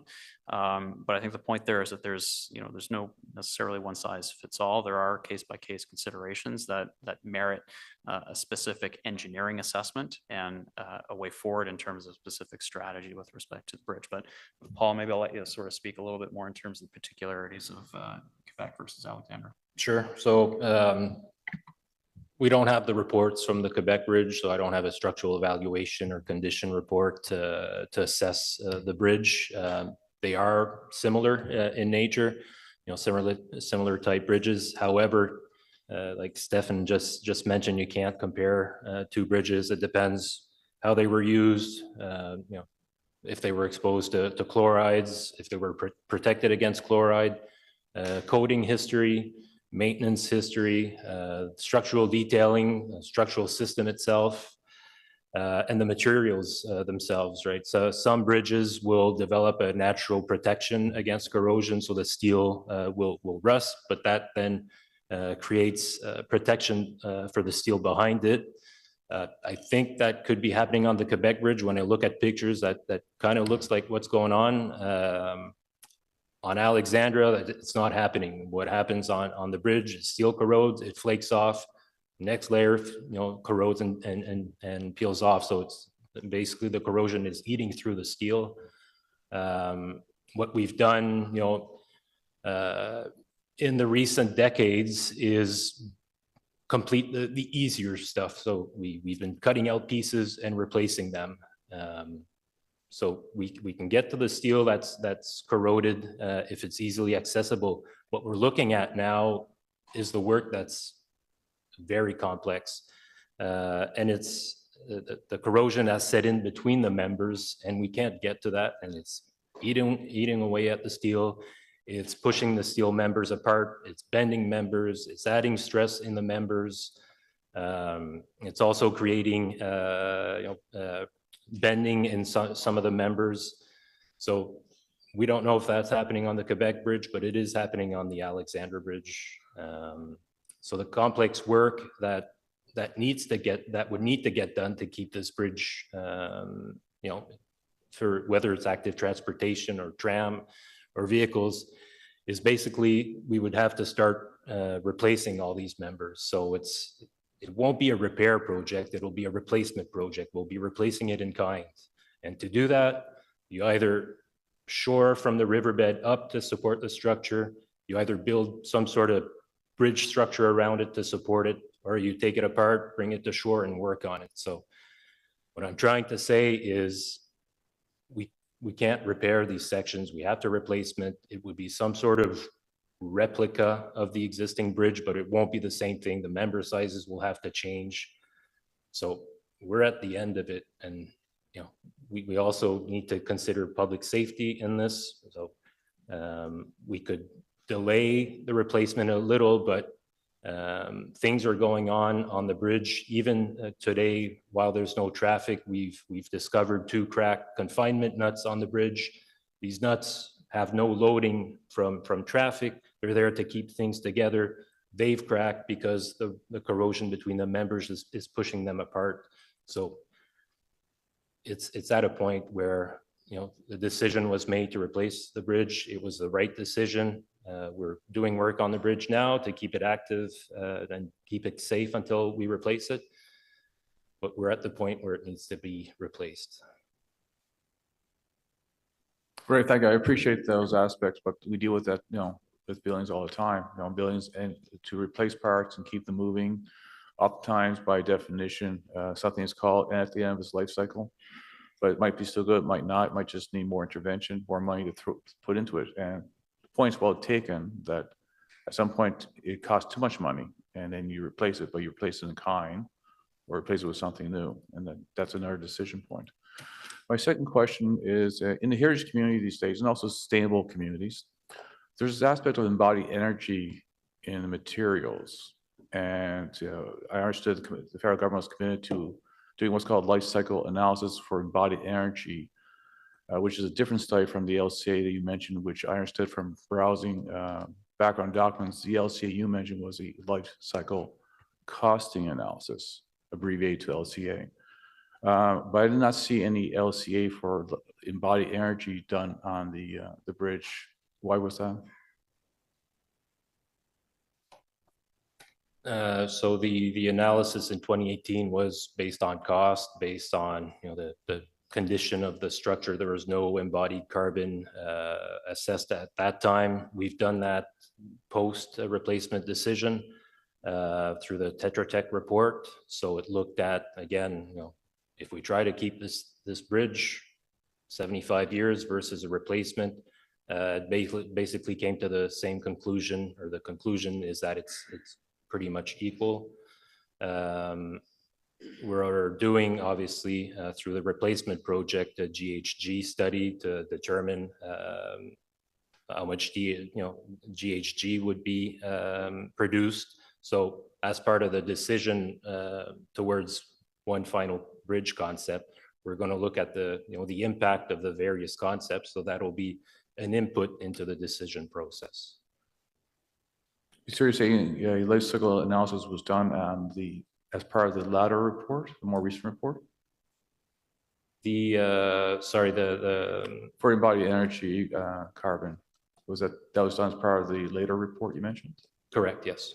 Okay. It was just I understand oftentimes when, as I understand LCAs, oftentimes you look at a building and from a life cycle costing for a project, you might say, yes, just tear the building down and replace it. But oftentimes when you look at a building for embodied energy, then it turns that it would be worth retaining. And usually it's based largely on structure, and a bridge is largely structure.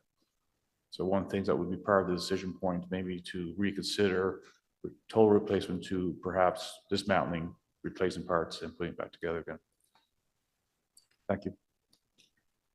Thank you so much for those questions. I believe that Member Quinn has her hand raised as well.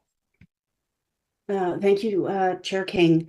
Thank you for your presentation. I'd just like to pick up on a couple of things that have already been mentioned. First of all, my colleague, Mr. Madigan, and my own experience of participating in public surveys, et cetera, as part of the public consultation process. In that experience, I found that the replacement was always the starting point, and my opinion was sought on how I thought commemorating the Alexandra Bridge should take place. It was never an opportunity to support the retention, possibly as James has said, and you yourselves have just said, that would include replacing parts of the bridge, and which happens regularly when you with life cycle aspects of structures have to be replaced. This should not mean that it negates the value of the existing bridge and its retention. And similarly, the last presenter raised the point that the city of Gatineau has asked the NCC to go back and look at presenting the possible retention and use for active transportation only as one of the potential solutions to the current the current health of the bridge. One of the things for me that's been missing in all of this discussion is the context of how we are trying to remove traffic from the downtown. I mean, this committee has been, asked to comment on studies and recommendations on how the city can meet its objectives of reducing vehicular traffic in Lower Town and the Byward Market. And the access of the Alexandra Bridge just feeds vehicular traffic straight into those areas. So. And that is 10% of the vehicular traffic crossing interprovincially on our 5 bridges. So have you made any recommendations or looked at how you would reconcile those two seemingly objectives that are seemingly at odds with each other? And then again, as others have asked, looking at retaining the bridge for active transportation use only, and focusing on the very glaring need for the 6th bridge that needs to handle truck traffic, which our downtown cannot handle. And we've known this for decades. It's like the elephant in the room here. We need to talk about it. And this signature bridge is going to cost a lot of money. And there's absolutely no mention of the need to handle for a bridge that can handle a lot more than 10% of the traffic that is needed for interprovincial crossing, and one that can handle heavy trucks. So I guess, have you in fact looked at that, and you're just, you didn't think that perhaps it was necessary to talk about it today, but I'd love to hear if that has been part of your analysis and what conclusions you've come to. Thank you. So thank you, Member Quinn. I think there was a number of subcomponents to that question. So I'm going to try and tackle them all. So today's presentation is really focused on the Alexandra Bridge replacement. There is some parallel analysis that's occurring with respect to additional crossing, but we're not in a position to discuss that today. As it relates to the removal of vehicular traffic from Alexandra, I think maybe there's 2 components to that. One is and we spoke to sort of some of the technical and the engineering constraints with respect to the existing structure earlier, but the reality is that doesn't mitigate sort of call it the structural concerns of the bridge itself. There is still a significant dead load of the structure that's sitting on the substructure that requires a solution. So from that perspective, that's where you made reference to the fact that a lot of these public consultations we're talking about the replacements as a starting point. From our perspective, and hopefully the materials and the discussion today have been helpful on that, the repair is just not a feasible technical or engineering solution. Again, we're happy to maybe carve out some time to get into a much more detailed technical discussion as to the state of the superstructure and the substructure, but simply removing vehicular traffic from that crossing does not mitigate the concerns or the technical condition of the bridge. On that traffic piece, though, the reality is this bridge accommodates 10% of interprovincial traffic. Simply closing this crossing to vehicular traffic, that 10% of traffic needs to be diverted elsewhere. And this is where it's important to understand that the bridges that are jointly managed by both PSPC and NCC form a network infrastructure within the cities of Gatineau and Ottawa. So this is where it's important that that traffic volume still be addressed, that there is a solution there. And this is why it's so important as we develop the functional program for the replacement bridge that we're able to address all of these concerns and also plan for growth in the future. We are anticipating some significant growth within the national capital area. We fully expect, there were some comments with respect to active transportation. All modalities of transportation will increase and with that accompanied growth. So from our perspective, I think what's important is really making sure that we have a replacement bridge that at the end of the day really drives it addresses the needs of both communities in such a way that supports growth in the future.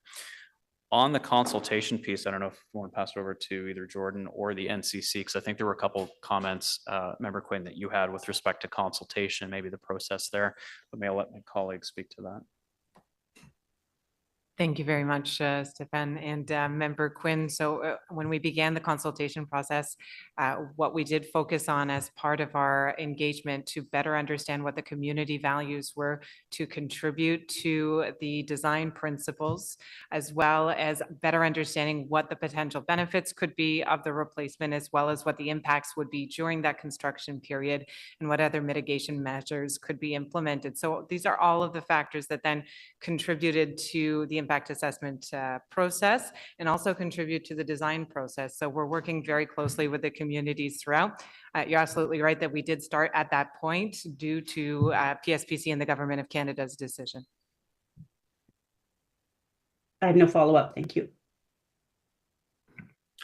Thank you so much. I don't see other hands raised. I just did have one last question that just concerned the expected timeline for the completion of the heritage impact analysis and its circulation. So I was just wondering if you could outline when you're expecting that to be completed and circulated.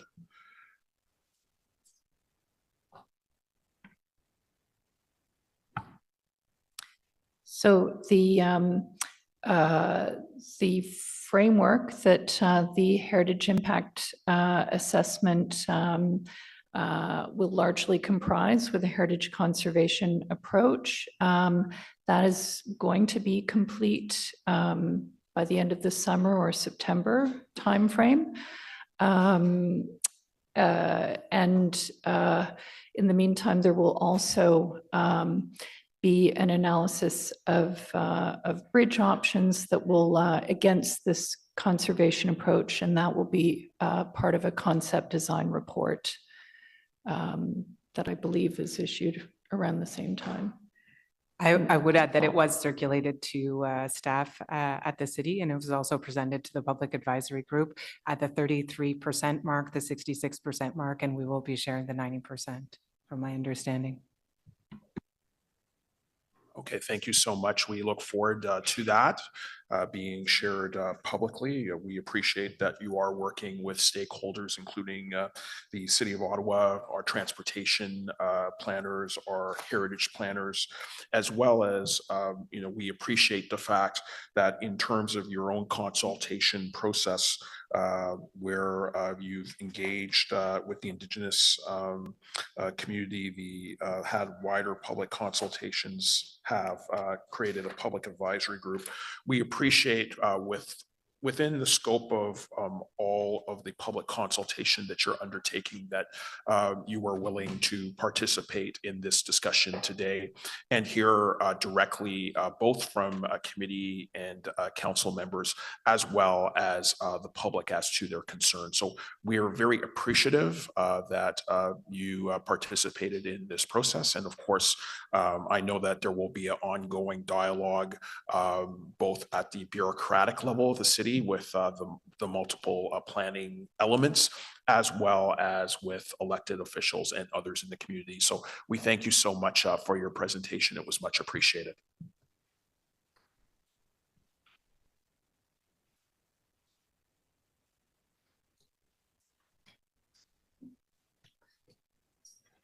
And our next item will be an application to alter 259 Clemo Avenue. And we'll just wait for the transition so that staff can provide a presentation on that item.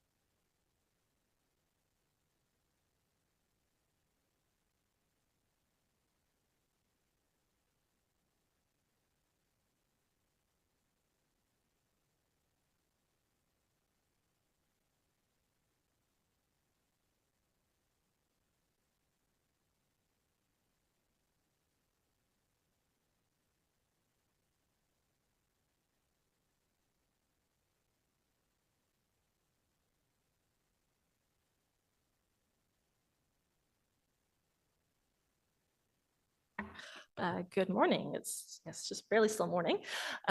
Committee. So I'll give the presentation for 259 Clemo Avenue. Just waiting for the English slides. Yeah. Okay. Great. Thank you. All right. Next slide, please.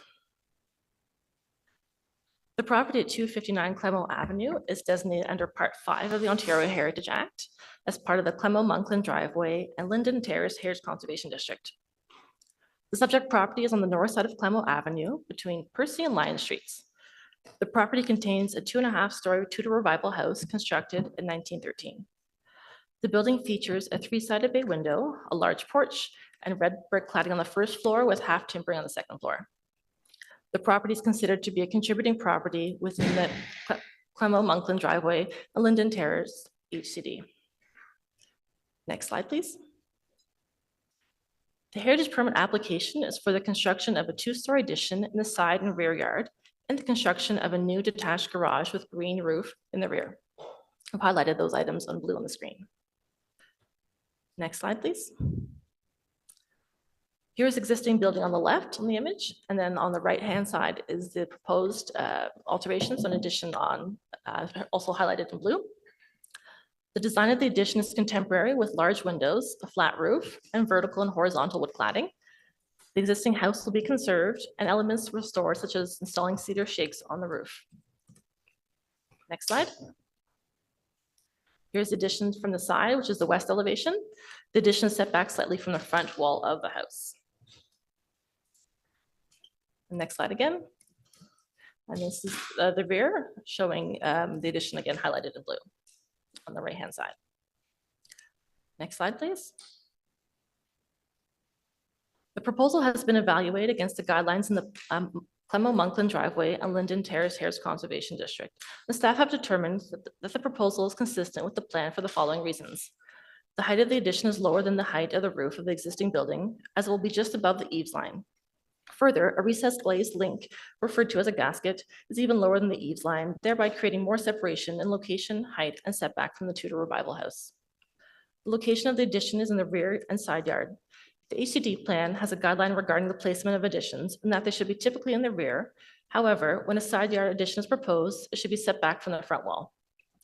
The addition is set back from the front wall. However, it is staff's opinion that it should be pushed back further in order to ensure subordination and better understand the three-dimensional volume of the existing house. A condition to set back the addition further from the front wall is recommended as part of this application. The design of the addition is contemporary in nature, however, takes design cues from the house in terms of datum lines and proportions. The HCD plan allows for a variety of design styles on additions, provided that it complements and respects the cultural heritage value of the district. Next slide, please. The material used on the addition will be primarily wood with some bronze cladding used as an accent. While used in a contemporary manner in the design, the use of wood is appropriate in the district and subordinate to the brick of the house. The primary treatment of the heritage structure is restoration. The roof cladding will be replaced with cedar shakes, and the porch will be retained with some elements proposed to be replaced with metal. The windows on the existing house are not original and will be replaced with new windows. However, not all the windows are currently proposed to have divisions. A second condition has been recommended by staff to ensure that the materials and details on the porch meet the HCD plan, as well as that all windows have appropriate divisions on the historic house. And finally, the landscape plan features a front yard garden, simple limestone walkway, and planting of 2 new trees. A new permeable driveway will be installed and a green roof will be planted on the detached garage, enhancing the greenery on the property. Next slide. Just to go over the conditions quickly. So as mentioned, we're recommending conditions be in place to better meet the policies and guidelines in the HCD plan. The first one here is related to the setback of the addition. So in order to ensure the prominence and three-dimensional readability of the Tudor Revival House, staff recommend that the applicant set back the addition to be in line with the gasket at 1.4 meters from the front wall of the house. While side yard additions are permitted in the HCD, they should be set back from the front wall to ensure the heritage resource retains primacy in the lot. Next slide. To improve the conservation approach on the house, staff also recommend that all the windows on the existing building contain the appropriate muntin bars. Further, approach on the porch should be improved by the use of wood on the baluster instead of metal and refining the details of the skirting. These recommendations are echoed in the heritage impact assessment submitted as part of the application. Next slide. In terms of consultation, the Glebe Community Association and Heritage Ottawa were notified, as was the ward councillor and the neighbors. The next slide. And finally, staff recommend to approve the application for the alteration subject to the conditions just outlined and issue the permit for a 2-year expiry date. Thank you. Thank you so much for the presentation. We did receive correspondence from Heritage Ottawa as well as for residents. We do have a number of registered speakers, including the applicant team. So I don't know if they want to speak. We also have Heritage Ottawa also registered, as well as Robert Player registered. So I didn't know if the applicant team is with us and wanted to comment.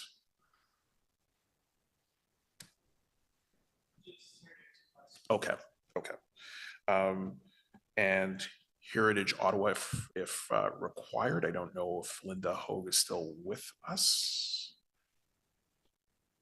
Oh.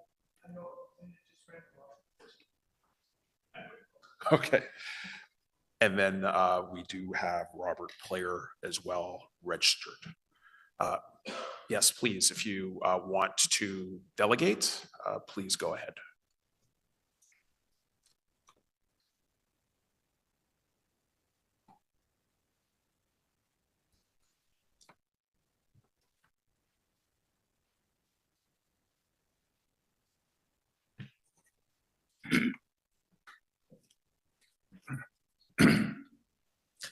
Thank you. You have 5 minutes. Thank you so much for having me. I got the letter about this heritage renovation on Friday afternoon, and I almost didn't open it. And I happen to be the owner of the house right next door at 255 Clemo Avenue. So I was quite shocked when I got it and opened it up.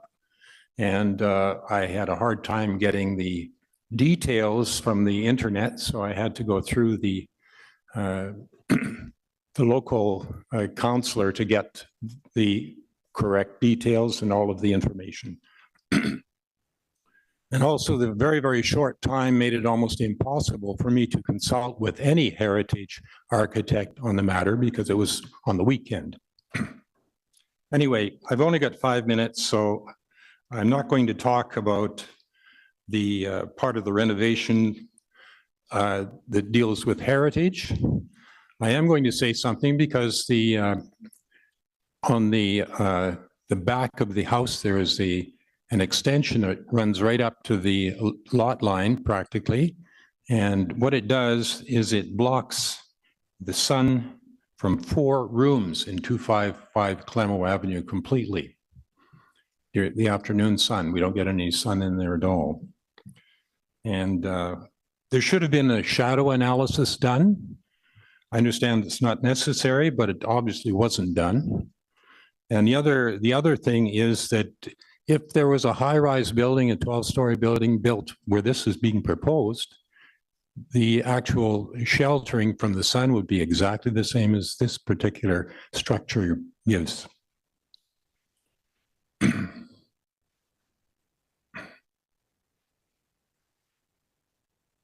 Anyway, on the question of heritage, I have had a lot of experience dealing with builders and architects over the years. And from being the project manager, project engineer for Habitat 67 in Montreal during the World's Fair, working under Moishe Safdie, and also being 8 years as the Commissioner of Housing and Property for the City of Ottawa. And during that period of time, we built over 3,000 housing units, as well as fire stations and rec centers, all of which required meetings with builders and meetings with community, and a lot of time to really assess a particular project before it was approved. And I just don't see that happening here. And with the background I've had, I find that this proposed renovation is totally inappropriate on a street that is supposed to be deemed a heritage zone. Those are my comments. Thank you so much for your delegation. I don't see any hands raised for questions, so thank you so much. I just wanted to check to see if Heritage Ottawa wanted to comment on this item. Okay, thank you. We do have the written submission from Heritage Ottawa on record. So thank you so much for your delegation. I submitted a written submission as well with drawings and how this actually affects the sun and the views from 4 of our rooms in 255 Clemo. Thank you so much, and I know that the committee is in receipt. Thank you. So at this time, are there any questions to staff? Seeing none, is the report carried? Oh, sorry. Sorry, I didn't see you raise your hand. Member Madigan. Thank you, Chair. Looking through the report, I see a number of different points, windows, handrails, materials. Might be rambling a little bit. Is there an obligation to conserve the house and bring it back to its original appearance and materiality? Is that part of the requirements?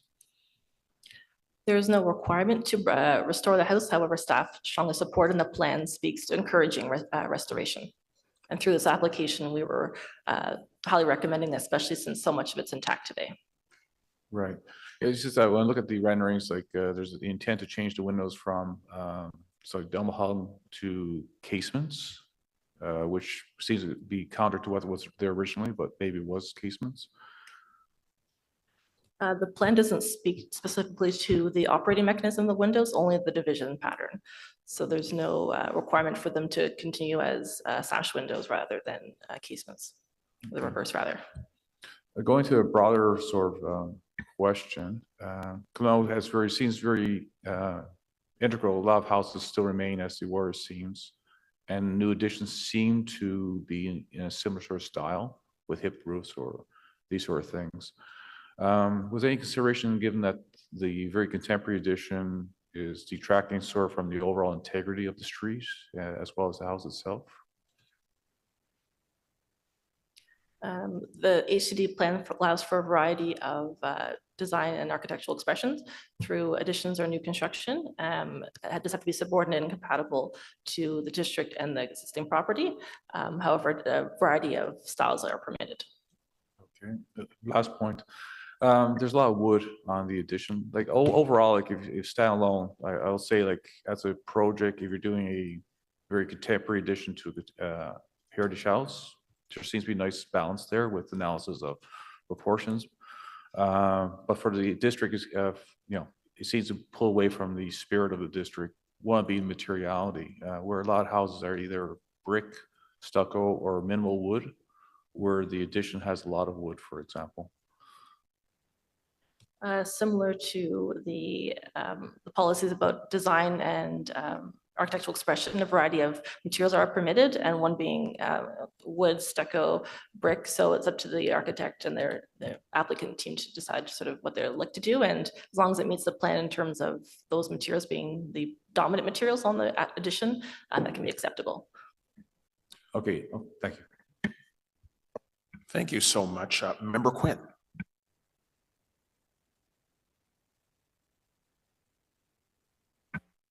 Member Quinn, I don't think you're unmuted.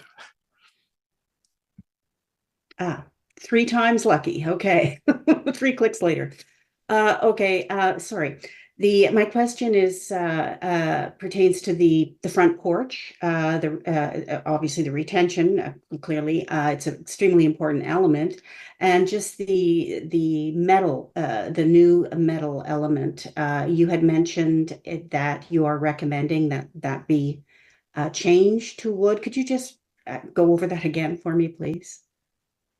Yeah, as you've noted, the proposal includes a metal railing, and today the existing is a wood baluster, and staff feel that wood is important, an attribute for that building, the style and the character of the district, and do want to see something very similar to what's there today reinstated. So I've included a condition with the permit application to have wood as the main prominent material of the baluster.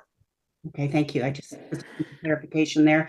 And just to also follow up on the point of my colleague, Mr. Madigan, about the impact to the integrity of the streetscape, the Heritage Conservation District streetscape. I guess the question, I understand and appreciate that a variety of architectural styles, etc., but at the end of the day, the compatibility to the streetscape, I agree in and of itself, it's not an unattractive structure, but it leaves to me something to be desired in terms of its complementarity to the street. So those are my comments, but I support this with the city staff's recommendations, I think being very key to the design, to the project. Thank you. Thank you. Thank you so much. And I see that Councillor Leeper has his hand raised. Thank you. I'm going to support this one. The architecture might not be to everyone's taste, and then it might be to many people's taste. It's obviously fairly subjective. The regulations with respect to or the guidelines with respect to where a side yard addition should be, speak to moving the structure back in order to maintain, I assume, its subordination to the main structure, the principal structure. In this case, staff are going to be requiring that it be set back 1.4 meters, which is 4 feet or roughly. How do you arrive at 4 feet setback is enough to maintain subordination where 3 feet wouldn't? We often look for a point on the existing building. In this case, the chimney provided that for us. One of the first iterations of this application was forward of the chimney towards the front wall of the house, and we were asking them to push back the addition to be closer to the chimney mark. And they've done that with the gasket. And then in order to really speak to that three-dimensional volume of the existing building, we feel that it's important just to maintain that 1.4 meter through across the entire front facade of the addition rather than just a small portion of that gasket. So in the case of the principal structures, that chimney's not halfway the depth of the structure then? No, it's 1.4 meters. Yeah. Okay. Interesting. Thank you. Thank you so much for all the questions and comments. Is report carried? Carried. Thank you. So this report will be submitted to City Council tomorrow on July 10th for consideration. Our next item is an application to alter Aberdeen Pavilion, and we will have a presentation from staff.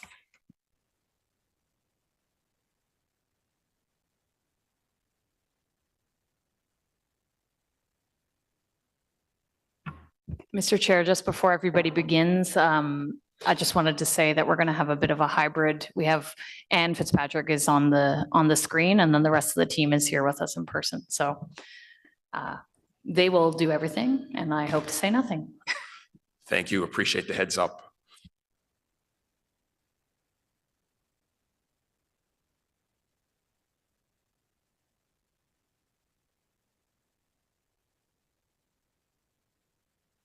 Good afternoon, and thank you, Leslie, for the introduction. So this presentation is for the application to alter the Aberdeen Pavilion. Like Leslie mentioned, it's a hybrid presentation, and it's also going to be a joint presentation today.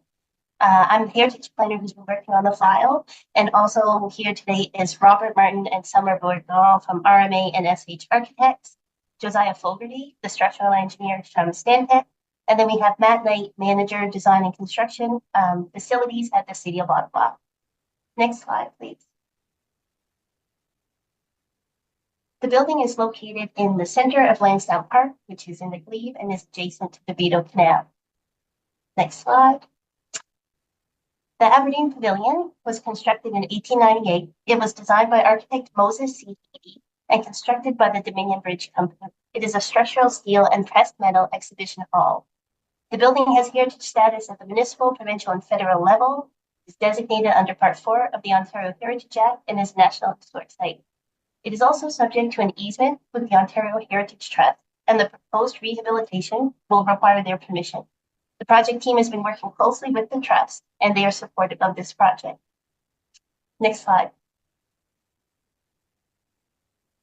The building is an iconic heritage building in Ottawa. It's the only large-scale exhibition building in Canada surviving from the 19th century, and it's an important engineering achievement in Ottawa as the first use of long-span steel arches which are exposed to the interior. I'll now pass it on to Matt Knight, who will provide an overview of the project details. Thank you, Anne, and thank you, committee. Next slide, please. Infrastructure and Water Services is rehabilitating Aberdeen Pavilion as part of our standard life cycle program. The work proposed builds on past city conservation activities in 1992 and 2017 and was prompted by a 2019 condition audit identifying sources of water infiltration and deterioration of certain building elements. This project is distinct from the Lansdowne 2.0 project. However, both teams are in regular communication and schedules are being carefully coordinated to minimize impacts to residents, businesses, and the Lansdowne 2.0 project. Funding has been secured for design, construction, administration, and essential structural work. Further funding needs will be identified as part of the 2025 budget process. And now I'll hand off to Summer, who will take us through some of the further project details. Next slide, please. So the project as a whole is focusing on the rehabilitation of the entirety of the building envelope. As Matthew mentioned, there are significant concerns with the roof, so that is the main scope of work for the project. In addition to metalwork repairs, structural strengthening, rehabilitation of windows, doors, concrete floor, and lead paint abatement inside the building. So that's just a general snapshot of the whole project. Next slide, please. When we started this project, or I guess when City of Ottawa started this project back in 2021, one of the main focuses at the beginning was documentation. And as you can see there in the photo, they've commissioned a laser scan back in 2021 of the entire building. And we've actually just completed another set of laser scanning with Multivista in 2024 as well. So we have significant documentation to work from to capture all the conditions in the building. We also did a detailed condition assessment with the Army plus SH and Stantec team in 2023 from the ground and by lift. So up close review to capture all the conditions and thousands of photos as well for record. In 2023, we completed tie rod scanning. So there's tie rods that span between the trusses inside the building. So we did scanning to locate those tie rods and also did some slab investigations to look into the rehabilitation of the slab. Hazardous material sampling was done this year, as well as some lead paint removal mock-ups, which were completed a couple weeks ago. And coming up as well, there's going to be some geotechnical investigations done in support of the project. So a really comprehensive investigations and documentation package to kick it off. And going forward with this project through the design, we've also been looking heavily at the 1992-1993 Julian Smith restoration package, which was completed at that time. And that's been a really sound basis for our design as well. Next slide, please. So looking at each of the individual components, the roof is really the big ticket item here. As Matt mentioned, with the water infiltration that was noted in our infiltration report, the condition of the roof is very poor. Water effectively finds its way in through any little hole. There's no waterproofing membrane on the roof. And due to the ongoing water infiltration that's been happening over many decades, the wood boards and purlins have also significantly deteriorated as part of the roof deck. So the main focus of this project is replacing the roof. The bell cast roof, which is the large slope roof that you see there, as a Spanish tile, pressed Spanish tile roofing system. We're going to be replacing it with replica Spanish tiles, adding a waterproofing membrane because none exists right now, and replacing the wood board decking and wood purlins as well. In addition, with some of the ice and snow buildup issues that we're seeing on the roof, we are adding a heat trace system along the eaves and replacing the existing heat trace system on the north and south pavilion entrances. Next slide, please. At the dome and clear story and east and west entry roofs, these are currently corrugated roofing systems. They are also going to be replaced with lead coated copper system, same as the replica Spanish tile, which will replicate the pattern of the corrugated roofing in a pressed tile. We are going to be adding the waterproofing membrane on the clear story roof and the east and west roofs, and doing localized replacement of the decking at this level as it's not as deteriorated as the bell cast roof. On the turrets and cupola, these roofing systems are slightly different, flat sheet roofing. They're in fairly good condition, so they're just going to be locally repaired and repainted. The turrets and the floor of the cupola are fairly corroded, so they will be replaced in kind with new galvanized sheet. And the ceilings as well, which you can't really see in these photos, but the ceilings inside the cupola and the turrets will be replaced in kind with new wood board. Next slide, please. Wood windows and doors. The windows are a fairly significant portion of this project as well. They were replaced in the 1992-1993 restoration for the most part, but they have seen some significant deterioration, peeling paint, a little bit of water infiltration, failed putty, that sort of thing. So we're going to be doing a full kind of restoration campaign for windows, stripping paint, doing repairs, and applying new paint to all the sashes and frames. The large wood doors that you see here were also replaced in 1992, 1993 restoration. Unfortunately, the replicas are in very poor condition, and you can kind of see here in the photo, there's some racking that's occurring of the doors, and they're actually struggling to open and close them because they kind of grab onto the ground when you're trying to pull them open. And there's significant rot and many interventions that have been made to them over time to try and correct the racking. So as part of this project, and given that they're not original to the building, we are going to be replacing them in kind with replicas that are constructed slightly differently to have stronger connections.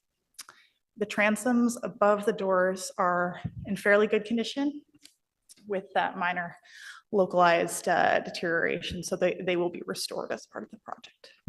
Next slide, please. The exterior walls are predominantly in good condition. There's local areas of deterioration, peeling paint, damage. So this aspect of the building will just see repairs and repainting as needed, with some replacements where elements are too deteriorated to economically repair.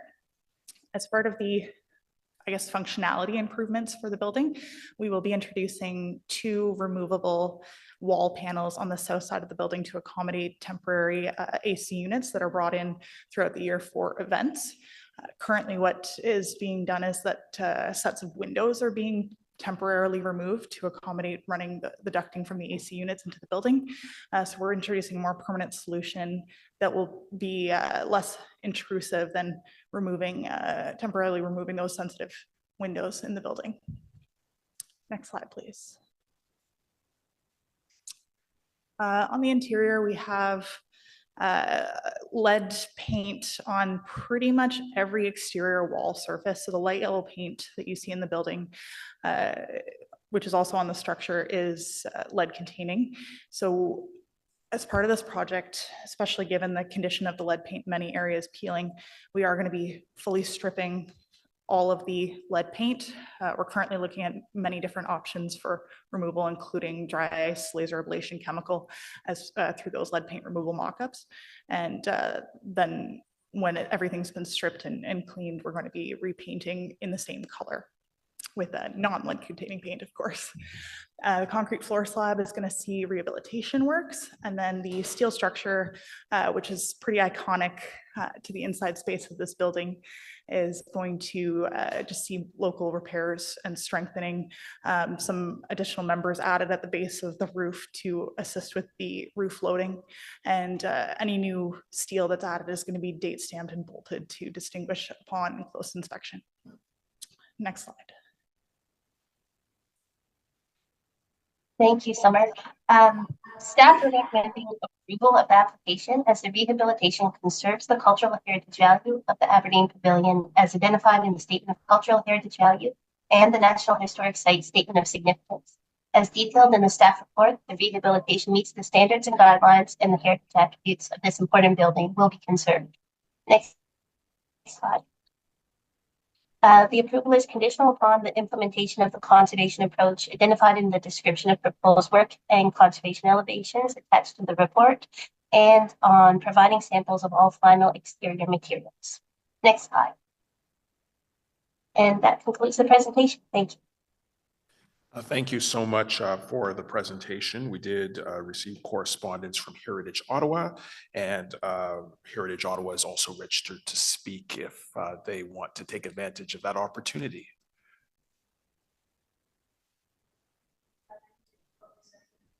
Okay, excellent. Thank you so much. Questions to staff. Member Madigan. Thank you, Chair. I'll abstain from voting on this since I have previous working relationship with RMA, but just a question to clarify. The metal roofing is being replaced with lead-coated copper. Is lead-coated copper being painted to continue the painted appearance of the roof itself? Because it seems for a lot of time it's always been sort of shiny aluminum or some other metal paint. So currently we're not planning to paint lead-coated copper because it has a natural silver finish. It will weather and darken over time. It can be painted if the city desires. So we're hoping to kind of eliminate the need for paint, obviously, because it's a significant maintenance item on this building and given the size of it as well. But it can be painted in the future if they so choose. I guess question for staff. So staff have already assessed that as an option and whether to paint or not. Thank you, Chair. Staff has looked at this as an option. Right now, the intent is to reduce the operational cost for the building. As Summer mentioned, the cost of painting that roof is quite extensive. So at this time, with the budget that we have available, we're looking at just installing the lead-coated copper. Okay, thank you. Thank you. Councillor Menard. Thank you very much, Chair. I appreciate the report from staff and I'm in support of the report and the work to be done on this historic feature in our city. I want to thank them for working with our office on it as well. I guess my question is just the process from here and how the design advances with the work advancing and the work that they'll do with the community, I guess hand in glove. So I guess just a comment from staff, if possible, about how that work will be planned out in conjunction with our office and again the local community that will be and the businesses in the area that'll be seeing the impact of the important and necessary work. I just hope to get a comment from staff on that. Thank you, Chair and Councillor. The project team has been in regular communication with all stakeholders. We regularly are in contact with the programming groups at Aberdeen. And over the course of the design, we will continue to reach out. At this point, we're expecting to wrap up design towards the end of this year. And so you will see continued conversations with the project team. Okay, I do appreciate that. The Engage Ottawa site will be up for this and input still being taken in. And then can I get a commitment just to work with folks like Bill Price at the Glebe Community Association, their heritage expert, and a few others in the community that have engaged in this project? That would be very helpful as we continue on. And I know you've engaged our office thoroughly on this to date. Just want to continue that. Yes, absolutely. We would be happy to work with anybody. Thanks very much, Chair. Thank you so much. Member Quinn. Thank you, Chair. I just want to start out by congratulating the staff on an excellent presentation and clearly excellent research work done in preparation for this important project for a beloved building in our city. And I also just wanted to take the opportunity to point out that the steel structure that is the essence of the building is the product of the Dominion Bridge Company, which is the same company that built the Alexandra Bridge. And I think this is another excellent example, opportunity to point out that these are excellent examples of in-kind replacement and restoration work that can be undertaken on an historic structure. Which unfortunately we did not see as this morning as a possible approach to the Alexandra Bridge. And my final question, my first question to staff as I close this comment is to just hear from you as to what the standards that you are going to be using when considering the contractors and people who are actually going to be working on the building with these sort of special materials and consideration for the heritage values. So can you answer that? So the City of Ottawa has actually been an excellent client on this project. They are on board and supportive of doing a pre-qualification process for contractors. So we're actually working with the procurement at the city right now to issue pre-qualification documents that specifically request subcontractors with specializations in heritage materials for up to 8 different specialists to be included at the construction stage. Anything from you, Matt? Thank you. That's very reassuring, and I expected nothing less, but I just wanted to give you the opportunity to share that with us. Thank you so much. Thank you. And I don't see any other hands raised. I just also wanted to take the opportunity to thank staff for the tremendous amount of work that they've undertaken on this file around the rehabilitation of the pavilion. As we know, what's before us will address the long-term conservation of the building since its last major rehabilitation in the early 1990s. When we were having also wider conversations about whether the building should just generally be preserved, and we're at a better state. So I'm really pleased that we're having this conversation about the resources, or approving at least the application. Council will, as we know, have a wider conversation during the budget process as to the resources that will need to be dedicated. But it's, of course, important that we dedicate such resources since many people see the Aberdeen Pavilion as one of the crown jewels of our city. So I really wanted to just thank staff for the extensive work that is proposed. The depth and the breadth is quite incredible, as well as the collaboration with many stakeholders, including the Ontario Heritage Trust. We heard that you're continuing consultation with the local ward councillor's office, Councillor Menard, which is very important, as well as the public. So I just wanted to thank you for that work. And is the report carried? Carried. Carried. Thank you so much. So this report will be submitted to City Council tomorrow on July 10th for consideration. Our next item is designation of 85 Primrose Avenue East, 755 Somerset Street West, and 90 Primrose Avenue East, 96 Empress Avenue under Part 4 of the Ontario Heritage Act. There is, to my understanding, a technical amendment, and we will ask Vice Chair Plante to read that in before we move forward with a presentation from staff.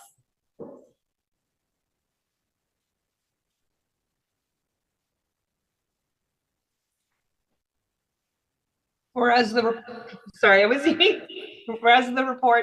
ACS 2024 PDB RHU 0035 recommends the insurance of a notice of intention to designate 90 and 96 Empress Avenue according to the Statement of Cultural Heritage Value attached to the document 9.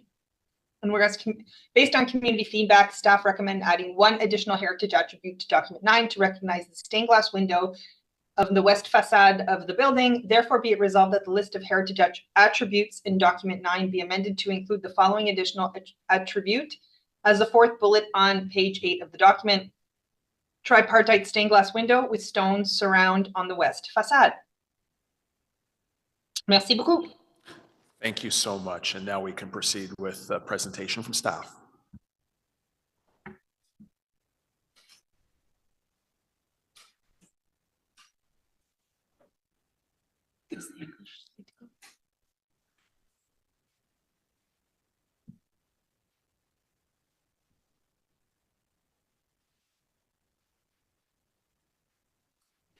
Good morning, Chair King, Vice Chair Plante, and Built Heritage Committee members. Today I'm presenting on Heritage staff's recommendation to designate a cluster of purpose-built religious properties in West Centertown. Next slide. More specifically, the properties being recommended for designation are located at the top of an escarpment known as Primrose Hill overlooking Le Breton Flats.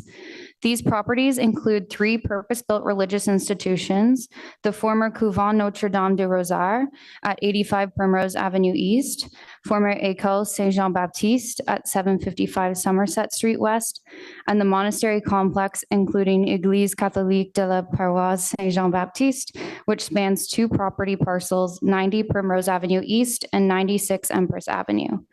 These properties are linked due to their close proximity, construction dates, and ecclesiastical use.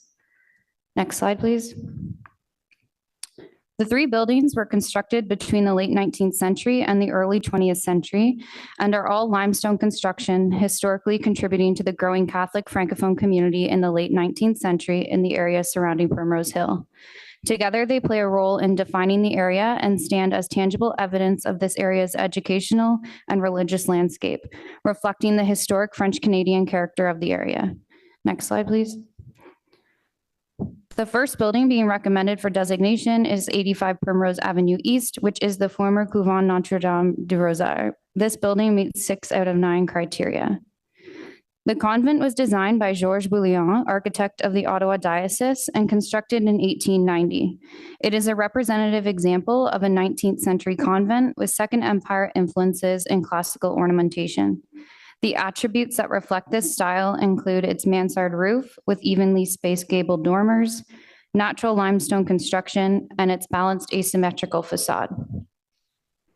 As a purpose-built convent by the Grey Nuns of the Cross, this building is associated with the education of young French women in the early 20th century.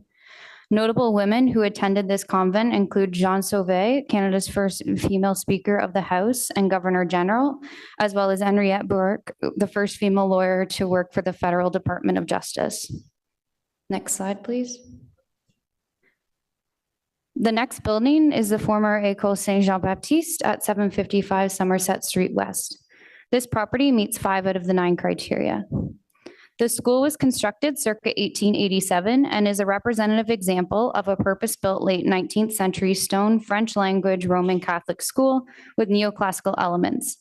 The attributes that reflect this style include, but are not limited to, the entrance porticos, regular coarse limestone walls, decorative carved namestone, and smooth limestone banding with central limestone cross with corbel. The building has historical and associative value due to its direct association with the development of French language education in Ontario and the opposition to Regulation 17, which was a 1912 provincial regulation that made English language instruction mandatory in elementary schools. The school was also part of the Institute of Christian Schools and run by the Ontario Christian Brothers, who played a crucial role in the development and expansion of Ontario's publicly funded Catholic separate school system. However, it must be acknowledged that since the 1980s, a difficult legacy of harsh discipline and physical and sexual abuse by many members of the order across North America has surfaced. Next slide, please.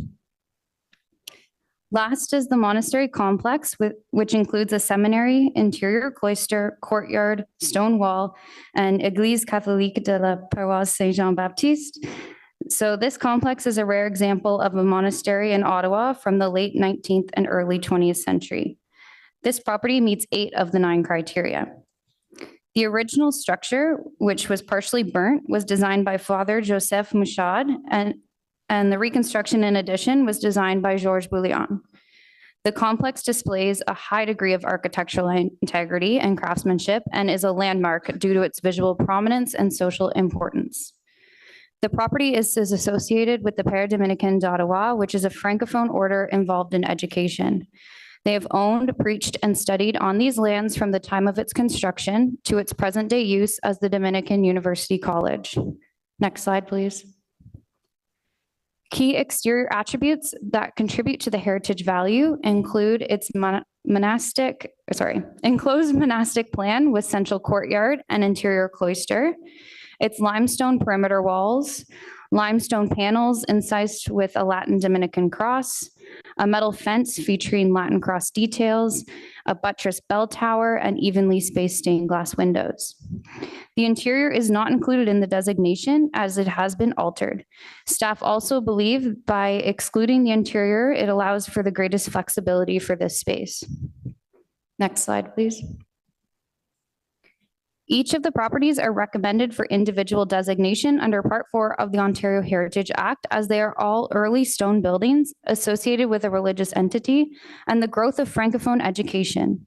They also contribute to our understanding of the area. Together, they stand as evidence of this area's earliest education and religious landscape. Staff have reviewed the properties and determined that each property meets at least 5 of the 9 criteria for designation. Thank you. Thank you so much for your presentation. We did receive correspondence from 10 residents as well as Heritage Ottawa and the Dalhousie Community Association. And we have 5 registered speakers starting with Heritage Ottawa.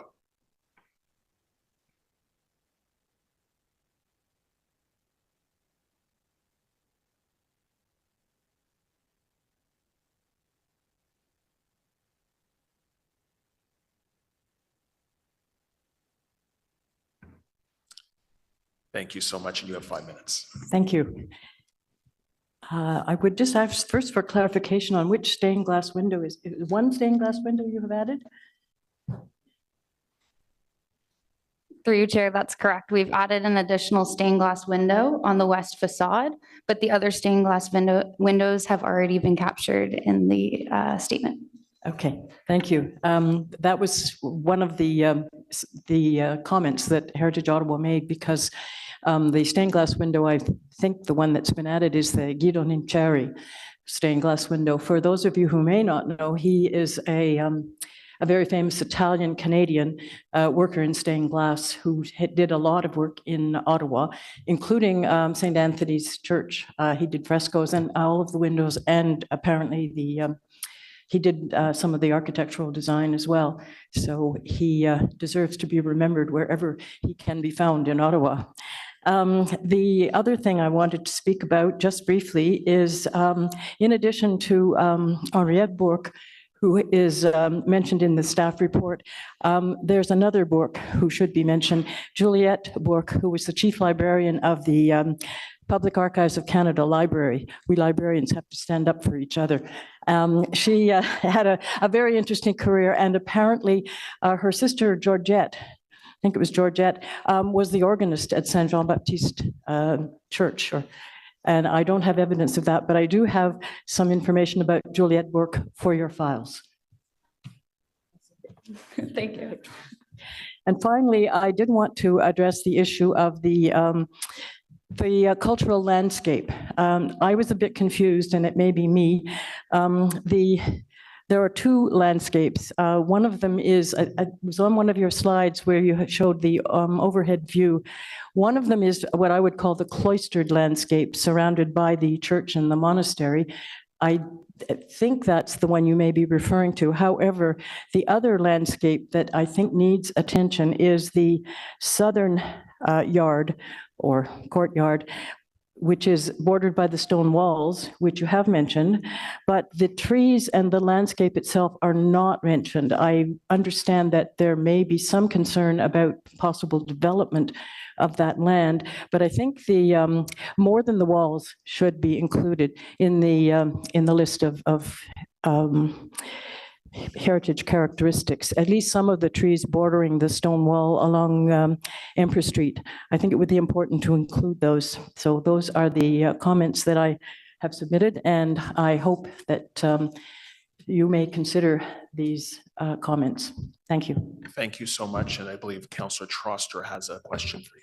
I just wanted to thank you very much for mentioning the green space. It's obviously very important to the surrounding community, and it's something that my office is very much willing to work with the new owners of the property on. You know, there was at some point some interest in even trying to acquire the green space as a city park. I know the community was really pushing for that, but I was really glad to see that the Dominican property was purchased by the French Catholic School Board. So having it for school use opens the opportunity to perhaps preserve some of that green space, and I think that's a really good thing. So thank you so much. And thank you for your delegation. The next registered speaker is Ed McKenna.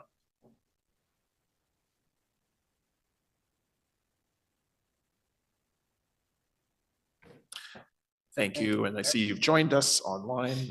Please go ahead, you have 5 minutes. Yes, thank you. Thanks for the opportunity to speak briefly today. I serve as Vice President of the Dalhousie Community Association. Our President, Catherine Boucher, is not able to attend today's meeting, and I regret that I can't be there in person. But we think it's important to be here, at least in this form today. The Dalhousie Community Association represents the residents of Le Breton Flats, Little Italy, and Chinatown, including the area in which the Dominican properties are located. We want to be here to express the support of the residents we represent for the designation of these properties under Part 4 of the Ontario Heritage Act. City staff have done great work to provide an excellent history of these properties and the rationale for this designation. And so I just want to mention a couple of things that are especially important to the community. As we said in our letter of support, These properties already play important roles in the community and in addition to their traditional functions. 755 Somerset West, the former École Saint-Jean-Baptiste and former Dalhousie Community Center is owned by the Somerset West Community Health Center, which provides critically important services in our community. And we're pleased to see the recent announcement that 96 Empress East will be home to a new French language secondary school operated by the Center East Catholic School Council. And we also want to emphasize that this property was originally developed by the Dominicans with what we now call green space at the center of its design. And much of this green space remains, as we've already heard, including extensive tree cover in the southeast quadrant. Now, this is important to us because our area has the least amount of park space and the least tree canopy per capita in the city. And now we recognize that the area enclosed by the limestone walls is not part of the designation, but the preservation of these properties and the stone walls is essential to retaining the original design and the green space that is integral to it.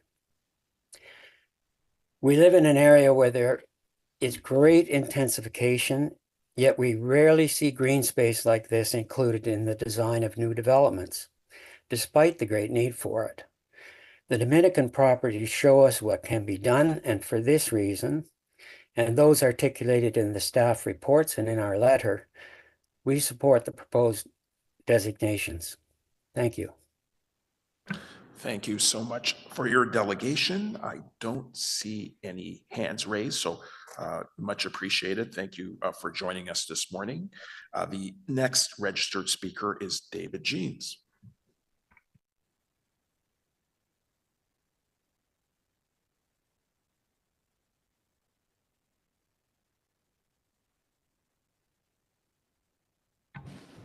Thank you, Chair. This is very much personal support for the proposed designations. This area means a lot to me. I took piano lessons when I was in high school, diagonally opposite the old Saint-Jean-Baptiste High School at Empress in Somerset.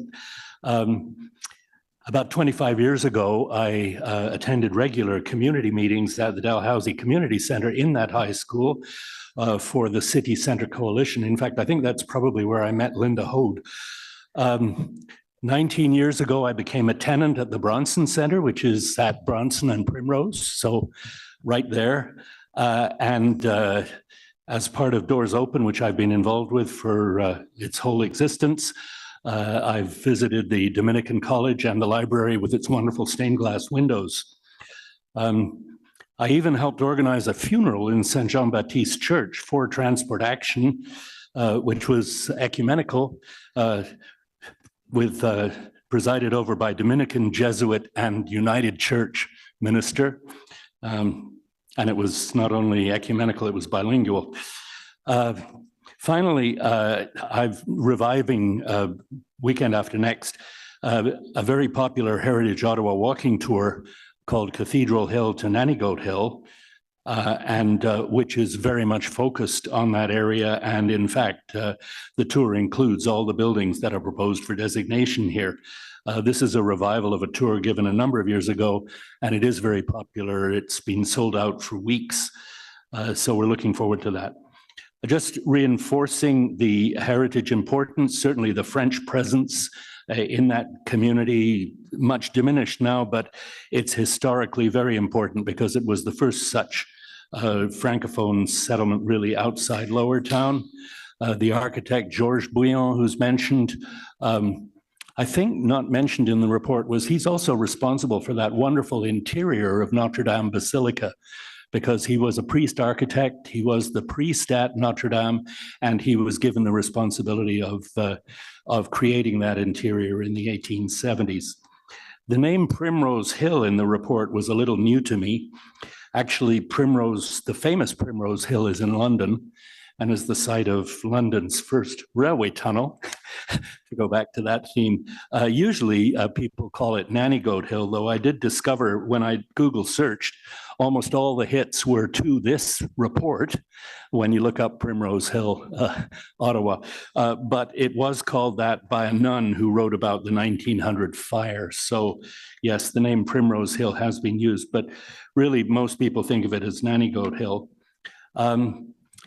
The last thing I wanted to mention is that in designating it, I would have designated the church as a landmark. It's not mentioned as a landmark in the Regulation 906 criteria, but that church is visible from every part of LeBreton Flats. It's a dominant feature of the West End skyline. And so I would certainly have called it a landmark, even though the proposed designation does not. Anyway, that's it. Thank you very much, and strong support for the designations. Thank you so much for your delegation. I see no questions, but once again, thank you so much for really outlining the history, both cultural and personal. We appreciate that. So our next registered speaker is Marc-Antoine Bouchard. And you have 5 minutes. Hello. Bonjour. Oui, donc Marc-Antoine Béchard, je représente aujourd'hui le lieu dominicain d'Ottawa pour les 90 Primrose, 96 Empress. Notre déclaration va être assez courte, là.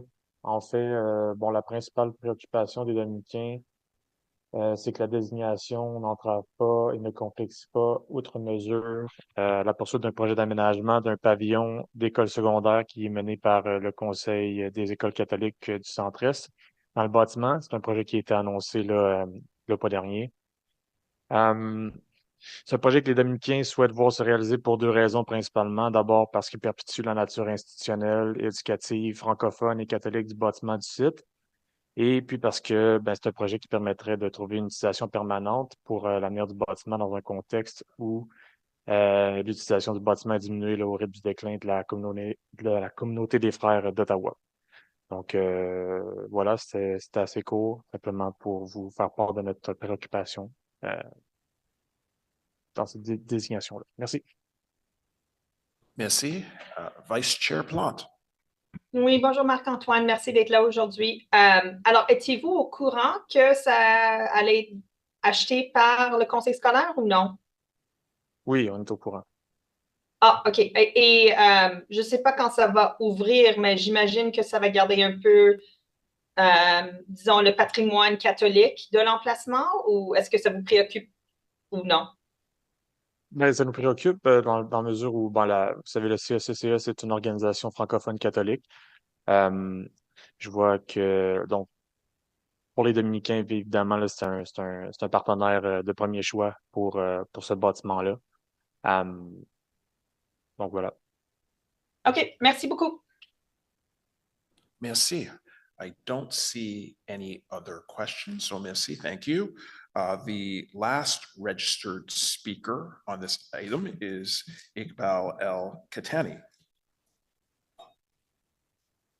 Bonjour, je représente le Conseil des écoles catholiques du Centre-Est. Je vous remercie de nous avoir donné l'occasion de prendre part à ce panel. Je rejoins Marc-Antoine Béchard dans sa déclaration. C'est juste pour dire que effectivement, nous comptons bientôt ouvrir un pavillon scolaire au niveau du Collège catholique du Centre-Est. Nous sommes ravis donc de perpétuer de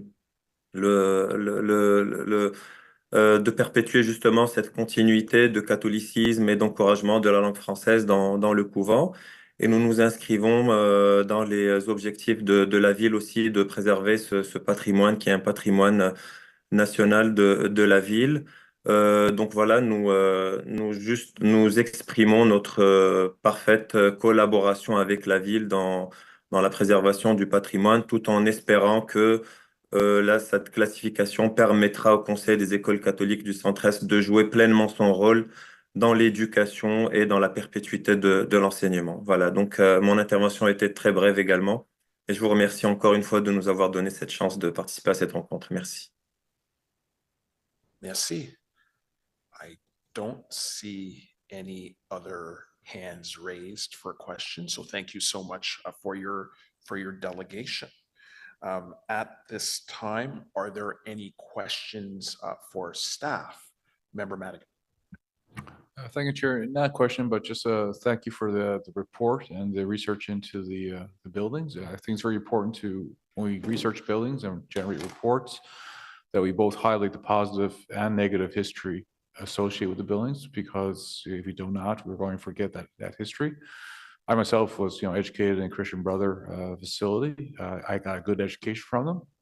I also know people who did not get a good education from them. And some of the buildings that they possessed were torn down in my hometown of St. John's, Newfoundland, and built over. And then without sort of that building and perhaps commemorative plaques to understand the history, we forget. There's also the aspect of, it's not just indigenous people who are sort of being assimilated. It's the idea of French people are being assimilated as well to speak English. And my father-in-law, who's a francophone from New Brunswick, he's passed away now, but recounted a story to me where he was told to, as he said, speak white in a bar when he was speaking French. And this idea of the law of 17, this aspect I wasn't really familiar with. So it's a learning experience reading the report about that. So thank you very much. Thank you so much for those comments. Councillor Troster. Thank you so much, Chair. So first of all, thank you so much to staff. These three buildings are really important to West Centertown. And as you saw in the correspondence, these designations have a huge amount of community support. A few little known facts. So 755 Somerset West has, in addition to all of the amazing history put together, it was at one point owned by the city as a community center. And then it was sold for $1 to the Somerset West Community Health Center. And now has this amazing multi-generational feature to it. In the middle floor is the Dora Youth Drop-In Center. Downstairs is the Yet Keen Chinese Seniors Center. And up on the top floor, there's an early years center. So you've got 3 generations in that building. So it really, its current community use is so valuable to the community. Another little known fact is the chimney at Dominican College is actually a habitat for chimney swifts. Yeah. And so apparently around 8:30 p.m., neighbors come out to Upper Lorne Place and they look up to see hundreds of these birds flying into the chimney. It's very cool. Everybody tells me about it. I have not yet seen the swift migration. I know that, it's my understanding there's some provincial environmental protections on the chimney in particular.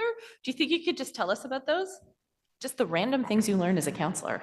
I can try to, because I did a lot of research on this as well.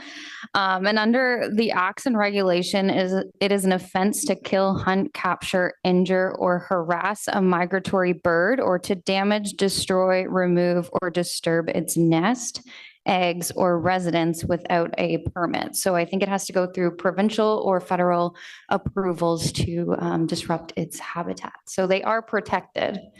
Okay, and would this heritage designation protect the chimney? So the chimney is not listed as an attribute, as it is more of a modern addition. It's a brick chimney. It's not stone like the rest of the building. So it hasn't been identified, but it has other protections through the provincial and federal protections of the bird. Okay, excellent.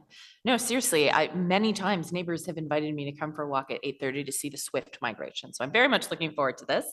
And to the French Catholic School Board, we want to say welcome to your community. There was a lot of anticipation when that building went up for sale and a lot of worry. And I think knowing that it's going to an educational institution is very exciting. But to me, the mature trees on the former Dominican College site are a huge part of the heritage value. And again, I'll just put it out to the applicant that we'd be happy to work with them to preserve that green space and to find ways to make it workable for them in terms of school hours, but also accessible to the public on off hours. Because as previous delegates mentioned, it's a really precious piece of green space in a community that has almost none. So it's very, very important. But other than that, I just wanted to thank staff. This is a really wonderful report. I got a real education today. I really appreciated it.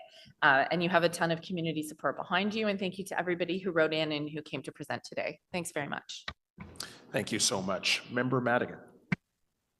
Thank you, Chair. Just following on the presentation, and it was Swift or Swifties as common sort of understanding of Swift is. The trees, are the trees protected through other city bylaws?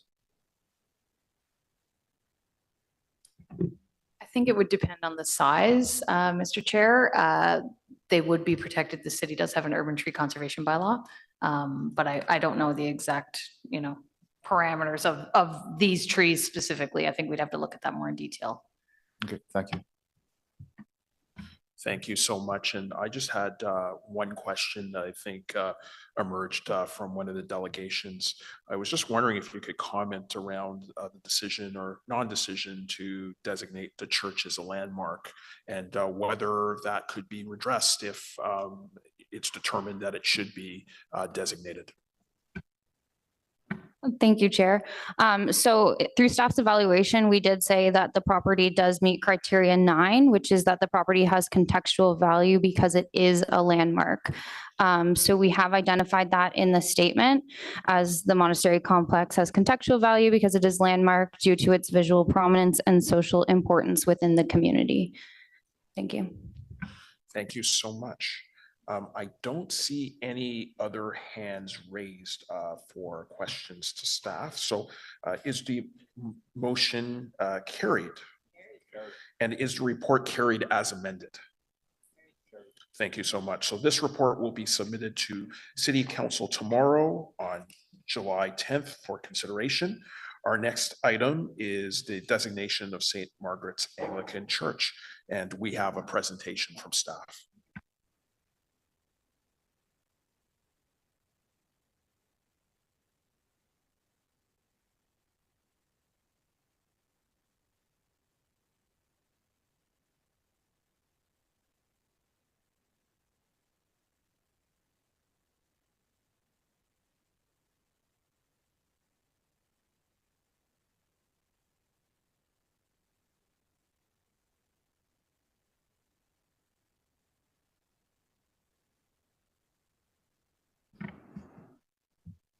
Good afternoon, Chair and members of committee.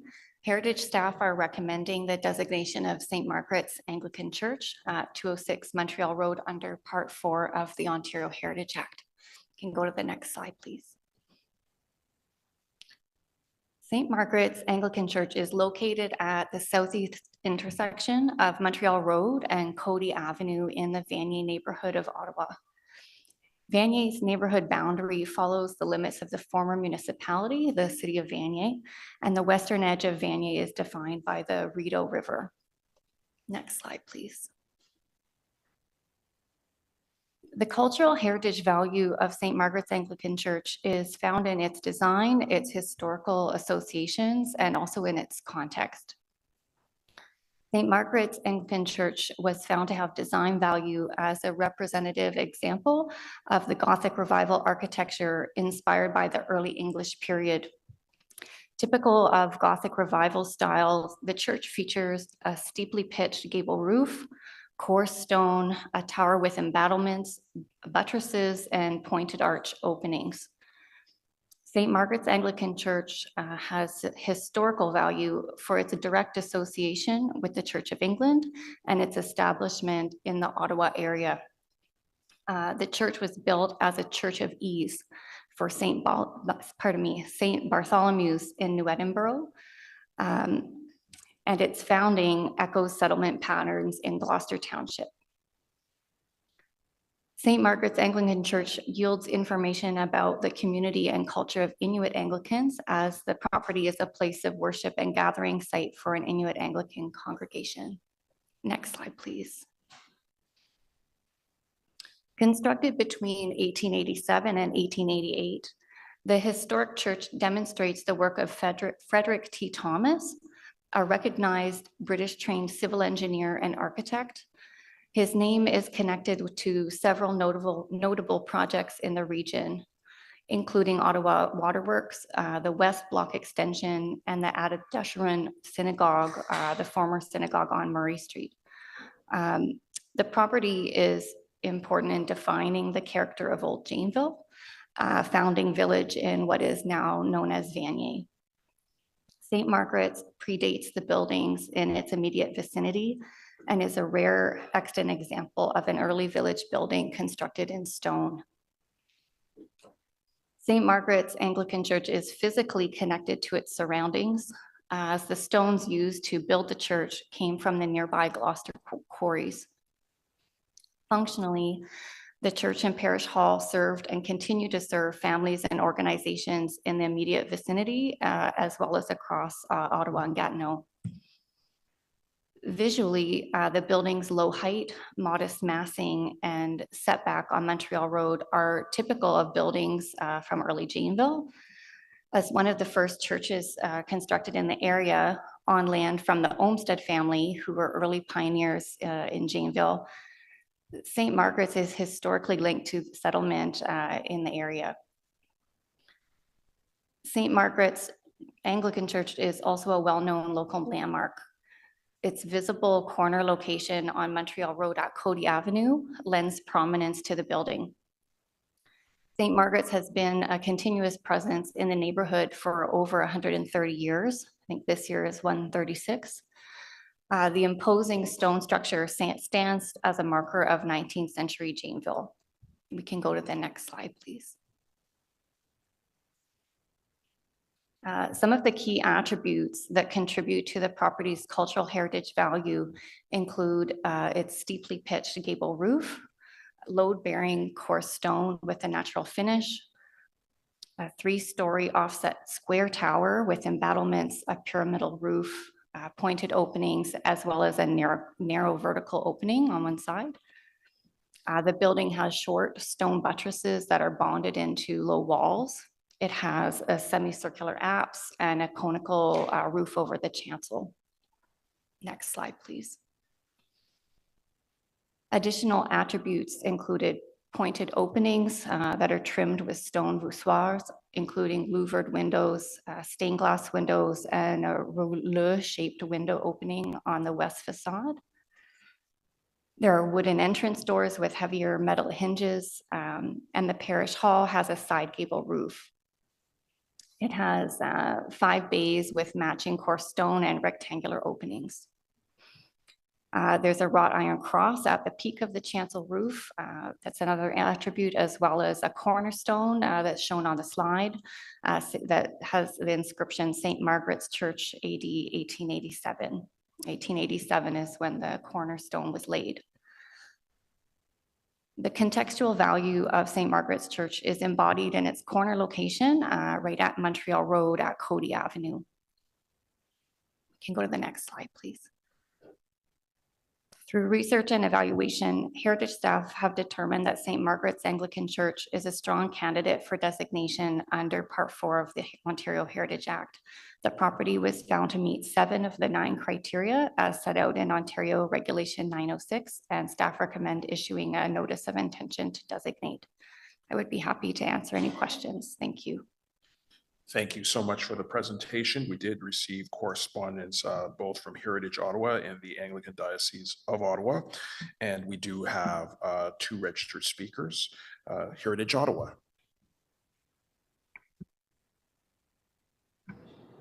Okay, thank you so much. So there was nothing to add. The next registered speaker is Joel Prentice.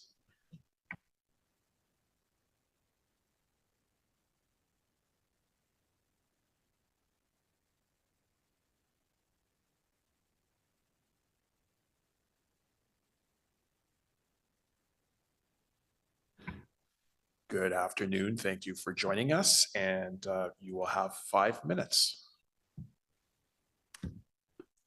Good afternoon, Chair, councillors and members and staff. Thank you for the opportunity to speak to this motion or to this issue. So my name is Joel Prentice. I'm the Director of Property and Asset Management with the Anglican Diocese of Ottawa, and the position of the parish, and to my right, we have Colin McFarland, Reverend Colin McFarland of St. Margaret's. And the position of the parish and of our diocese is that we object to the notion of intention to designate. Both St. Margaret's as well as the Anglican Diocese of Ottawa are registered charities serving Vanier and the broader National Capital Region. A heritage designation for the exterior of St. Margaret's would, in a few ways, impair the ability of us as not-for-profit charities to operate effectively. While it's understood that St. Margaret's certainly has an appeal architecturally, culturally, historically, that was obviously mentioned in detail a moment ago. And knowing that we as a diocese take great pride in our existing properties, which are already designated as heritage, with Christchurch Cathedral on Spark Street as a timeless example, we feel that a designation of St. Margaret's is a more complex proposition, and we believe it requires a more contextual examination. It's our view that there would be negative impacts from a heritage designation, both in the short term operationally and from a long-term asset management perspective. Both scenarios see the broader community impacted in ways that I don't think were addressed thus far. Upon heritage designation, there would be a lack of operational agility in dealing with property concerns, repairs, capital expenditures on the exterior of the building envelope, et cetera. Increased expenses for professional services, time, and materials would be incurred, and added volunteer coordination would be required to steer the fixed asset portion of the church, which would draw away volunteer resources and other resources from the human element within Vanier and beyond. We would respectfully wish to prioritize and allocate more resource to the latter over the former.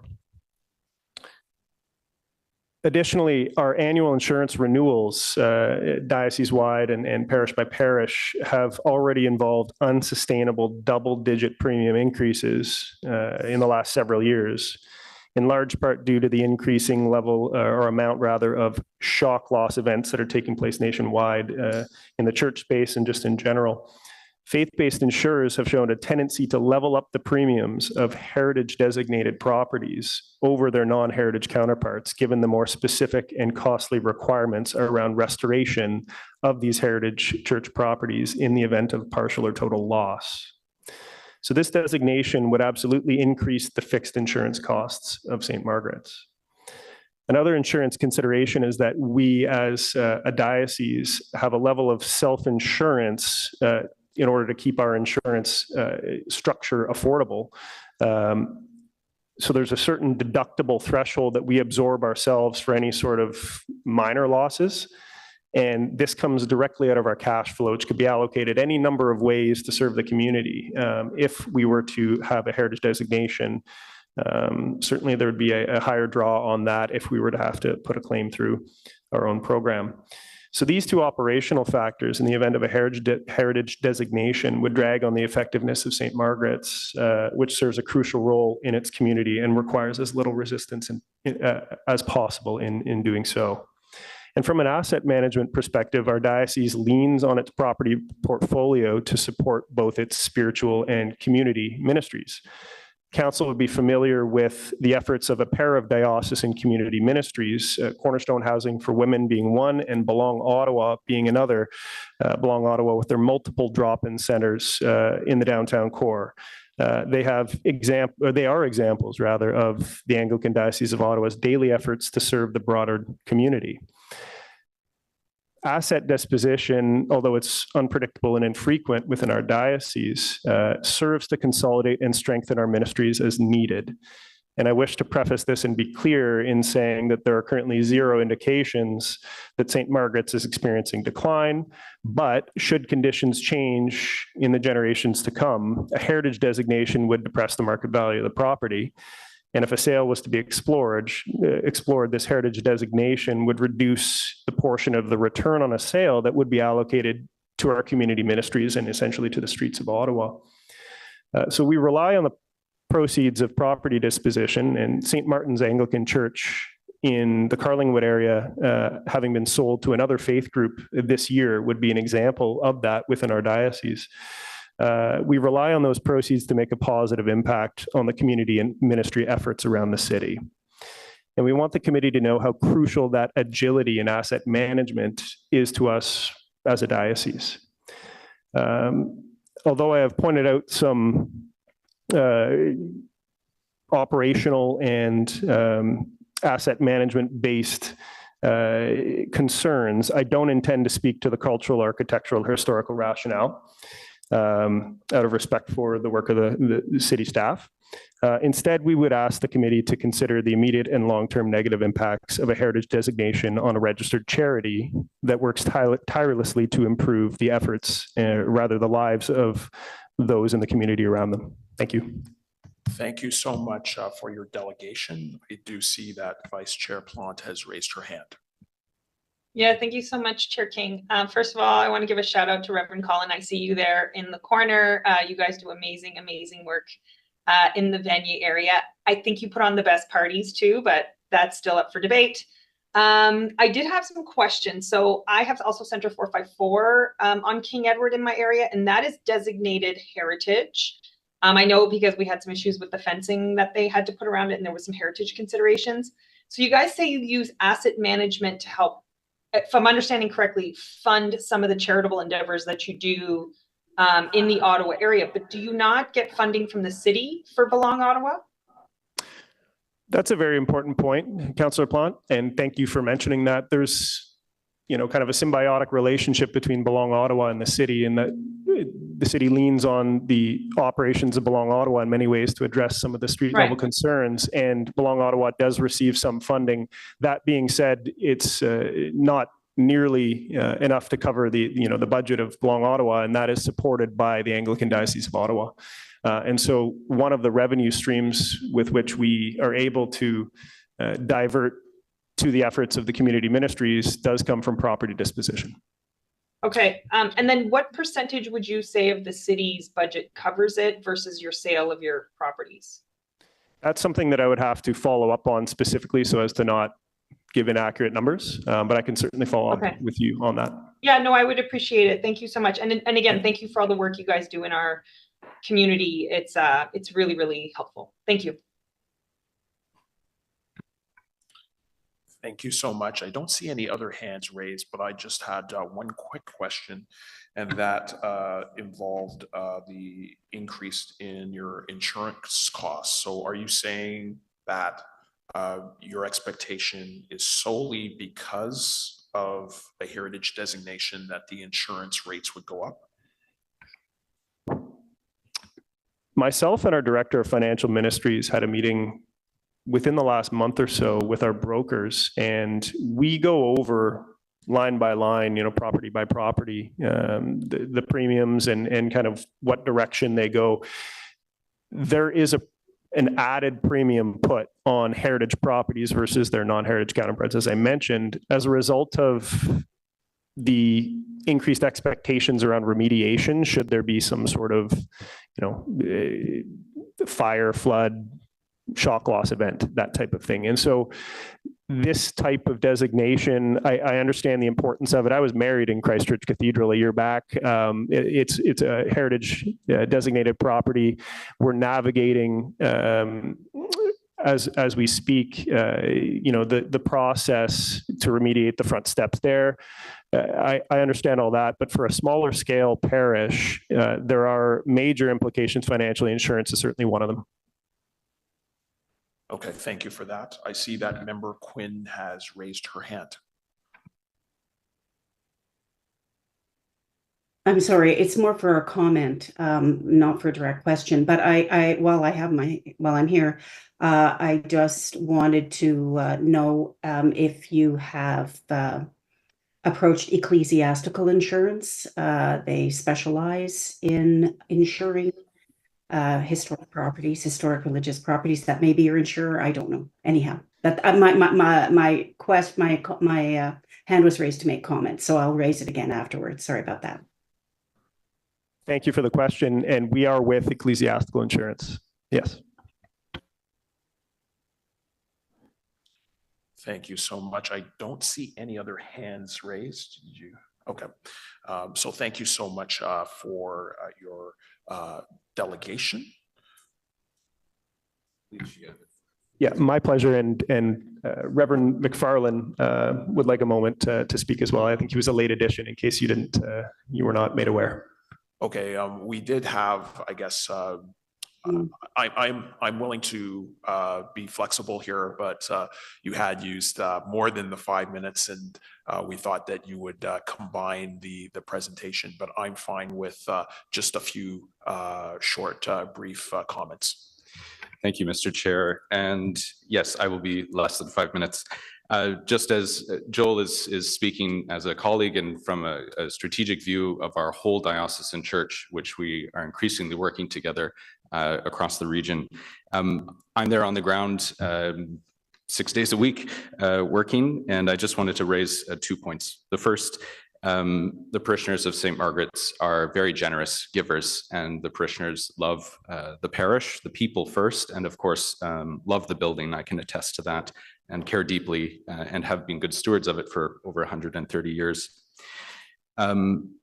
We are volunteer driven, not just in our operations, but financially as well in our support. And every year when we go over our budgets, we increasingly look at these fixed costs, insurance, employees, contractors, and the margin of room for really the imaginative and the creative work of community building, engaging the neighborhood, the spiritual care we offer in a safe way to all kinds of people, Christian or not, get smaller and smaller. And so these additional insurance costs and the expenses around working on heritage properties are a real limit or an encumbrance on a small parish, unlike the cathedral, which has, you know, an endowment from selling massive property on Cathedral Hill. My second point is, and last one is this, and it's related to the statement of cultural value that's going to be submitted. Were a designation to happen by committee council, it is of great importance to me, and I think I speak for our diocese when I say this, that the parish hall, which is a separate building, a separate structure on the property, although it is joined by a foyer currently, be unambiguously excluded from a heritage designation. The fact that there was, except for one brief mention that it was built in 1910 and there was nothing else in the presentation, I just think is revealing that it really doesn't bear any remarkable historical significance to parish life. It struggles to function in its capacity as the workhorse of the parish in terms of 21st century, you know, it's a late 19th century Victorian building. I work in it every week. It's a very difficult space to work in many respects. And I think that my last addition would just be that the parish hall itself be excluded were a designation to happen. In any case, it struggles to meet its current purposes. And I don't, yeah, that's my last point. So thank you. Thank you so much for your comments. Oh, and Councillor Leeper does have a question for you. Just to make sure I understand, the parish hall is the long building that is at the back of the front portion. That's right. It's along Cody. Along Street. Cody. Yeah. Which is, and so that's most of the length or the depth of the lot, eh? Yeah. So any interest in the diocesan church or the parish in redeveloping the property to meet 21st century needs, community ministries, parish ministry, et cetera, would be really encumbered if we couldn't include both the parking lot and that land. So that was my addition. Okay. I'll ask staff about that. And you might have one question from Member Madigan. This is a question and more just a couple of comments, Chair. I think a lot of property owners, not just designated, but owners of older properties are having challenges with the insurance, and that's a bigger issue to resolve with the insurance industry, and how one can negotiate rates. So appreciate your challenge there. In like a heritage association I'm members of, that's a discussion point about, you know, how can one address that and get more reasonable rates for heritage buildings. But it's not just designated buildings, it's just old heritage buildings that are non-designated as well. So it's a challenge for everyone. With respect to designation, I appreciate your point about, you know, maybe contracting the footprint of the designation, but even with the designation, there's always latitude to demolish as needed based on the needs of a project. Sandy Hill being an example of that, where it was designated, but in development was agreed to take down the town hall. So in some respects, the designation won't restrict future developments with the right applications. And a third point, sorry, the aspect of maintenance. the designation won't necessarily change the need of who you need to do your maintenance for the building, whether it's designated or not. You're still going to need a mason to do things. Unless there's some particular part of it where you might want to have more latitude for change. So there's still flexibility even with designation. I appreciate what you do for the community. Thank you. Thank you so much, Member Madigan, for those comments, and thank you so much for your delegation. They're much appreciated. Questions to staff? Councillor Leeper.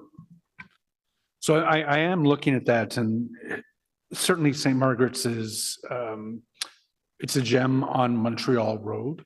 And I can certainly understand wanting to protect the main, the most interesting part of the building that faces the street. But the church hall and the parking lot represent obviously a really significant development opportunity moving forward. The Anglican Diocese has been very active in terms of trying to make sure that we're building housing in Ottawa. What would be your defense of preserving the whole thing versus just a portion? Thank you, Mr. Chair. I'll start and then I'll let Avery speak and add if she would like. I mean, I think she can speak better to sort of the history of that section of the building, the architecture, that sort of thing. Excuse me. I think, you know, the parish hall is a reflection of the sort of association with a church. There is often a parish hall or a manse or something. So it kind of helps to tell the whole story.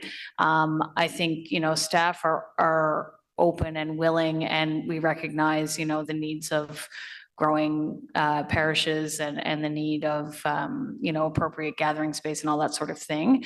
I think if there was a proposal to renovate or demolish or develop that portion of the lot, I think there would be a certain amount of flexibility on the part of staff. I think if we're thinking about it from, you know, just a purely cultural heritage value perspective, I think it does help to tell the story. So I think it would be staff's preference to keep it in, but we are also open to exploring the option of removing it. Avery, do you have anything to add? Sure, I'll just add a little bit of background on that structure itself. As it was mentioned, the parish hall was erected in 1910, and there is a section in the share about it. We know the architect. It was designed by John W.H. Watts. And some of the first subscribers to the building were Prime Minister Borden and Lady Borden.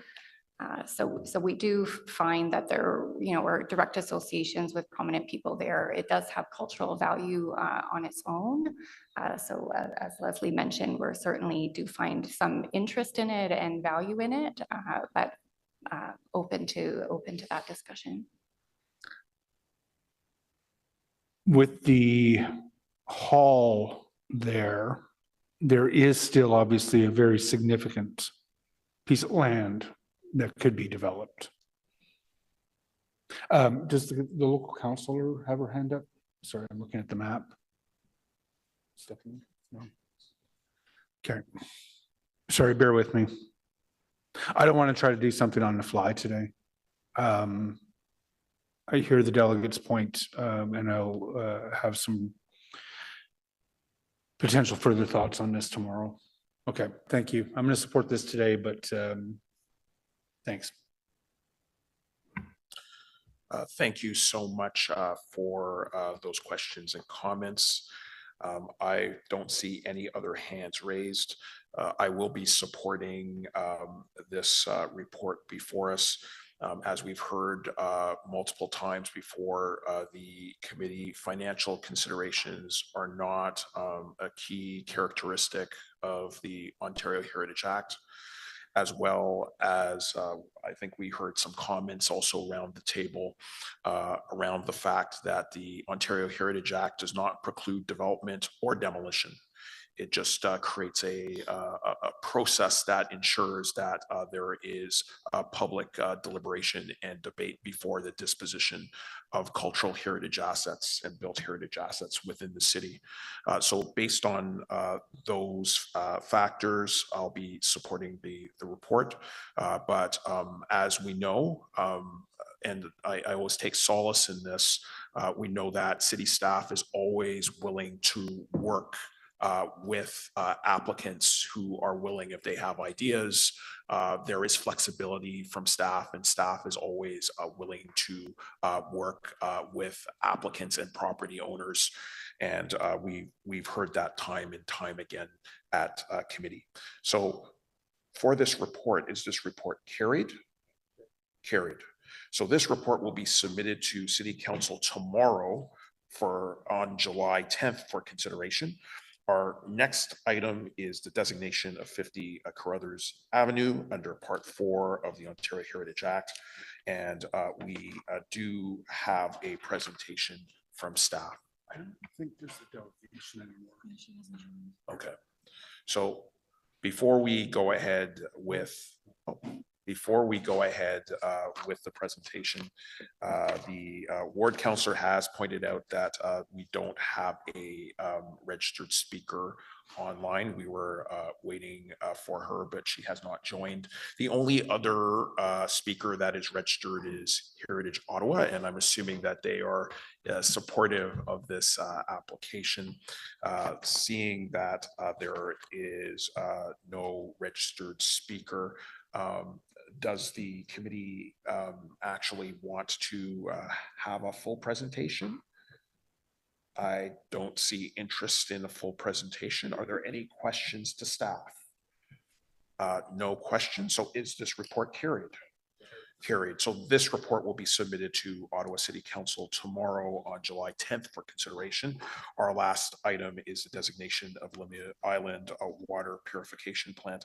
And my understanding is that there is interest from Heritage Ottawa to speak on this item. So we will have a presentation from staff on Lemieux Island. Thank you, Chair. This is the presentation for the report that is recommending the designation of Lemieux Island water purification plant under Part 4 of the Ontario Heritage Act.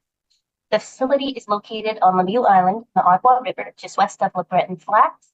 It is a city-owned water treatment facility, and the designation of city-owned buildings is identified as a priority in the official plan. This designation has been undertaken in collaboration with Infrastructure and Water Services. I have my colleague, Paul Montgomery, Plant Manager, Water Purification, on the call here today. Next slide, please. Sorry, I skipped this one, but this is just a location map showing where it is, the west of Breton Flats. Next slide, please.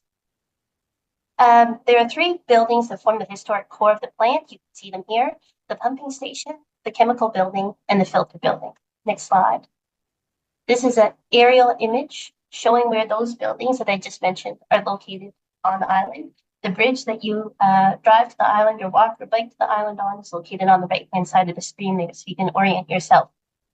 Next slide. Through research and evaluation, staff have determined Lemieux Island water purification plant has cultural heritage value, as it was the first water treatment plant in Ottawa.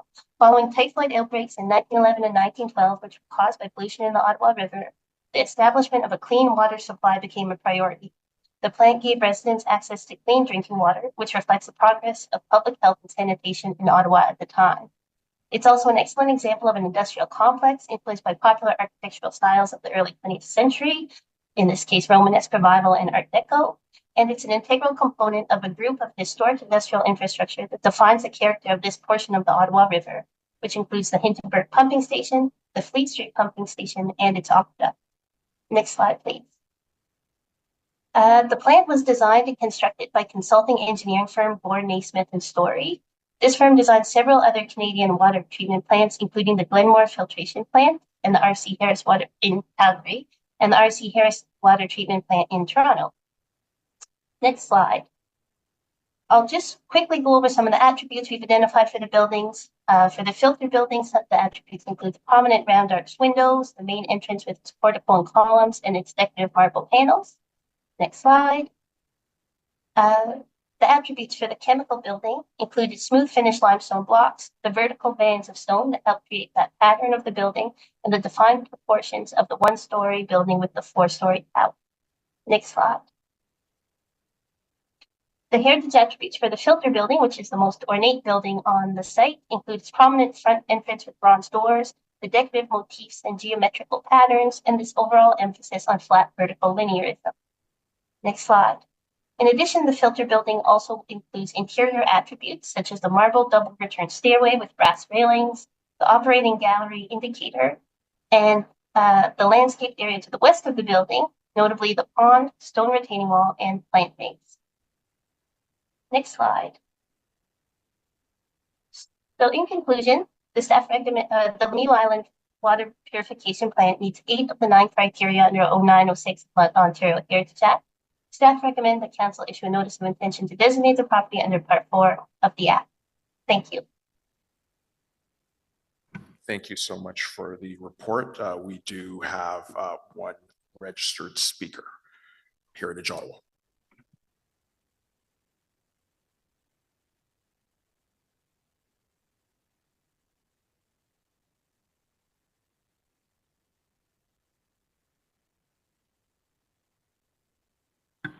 Thank you, Chair and committee members. I will be brief. It's been a long day. I would like to start by saying how much Heritage Ottawa appreciates all of the work that staff have done on all of the designations presented to you today. It is so thorough, and these reports have been such a joy to read. As I mentioned, I think it was in my email, some of us who have actually done some research on some of these buildings have learned a great deal more than we knew before. So it has been a real pleasure. I also want to acknowledge that staff have gotten in touch with Heritage Ottawa concerning our recommendation that the interior of the pumping building should also be designated, as well as the filter building. And I do understand some of the concerns, and I guess that leads me to the last remark that we made, and that is the need to document the mechanical and engineering aspects of some of the interiors. Even if we can't designate the interiors, we should be documenting them. And staff did acknowledge that this was important. I guess under the current circumstances, it may not be a top priority for staff, given their other priorities, but I think it should go somehow into the work plan. We started with the Alexandra Bridge talking about engineering heritage. There's a lot of engineering heritage in these buildings that we're dealing with today, plus the pumping station, the filter, Fleet Street plant, and the whole aqueduct system. It's quite unique, and I think there has been some documentation, but perhaps not as much as we need to have. So I would strongly recommend that staff do undertake this, and I do understand that it may not be a top priority just at the moment, but your support for that recommendation would be appreciated. I think that's probably all I have to say on the pumping station. I can't fail to mention the Hintonburg Community Association has a strong attachment to Lemieux Island. We held a number of picnics, annual picnic, we called it the annual picnic, to try to establish it, since we had to get permission to do it, as I recall. Was held on the holiday Monday, the August holiday Monday. We did it for several years until they closed the island. They're always closing that island for various and sundry things. They were replacing a bridge at that point, I think, either that or the water main. But anyway, it is a very important recreational space for both Hintonburg and Mechanicsville communities, and very highly prized by those of us who are familiar with it. And if you haven't been, you really should go. Thank you so much for your delegation. I don't see any hands raised, so really appreciate all of the comment that Heritage Ottawa provided on multiple files today, and your ongoing work on an everyday basis is much appreciated. Are there any questions to staff on this item? I don't see any. So is the report carried? Carried. So this report will be submitted to City Council tomorrow on July 10th for consideration. There are no in-camera items. Are there any notices of motion? Seeing none. Are there any inquiries? Seeing none. Is there any other business? Seeing none, we are adjourned. May everybody have a wonderful summer, and we will meet again September 10th. Thank you, Chair, and have a wonderful summer. Is back at you. Bye all.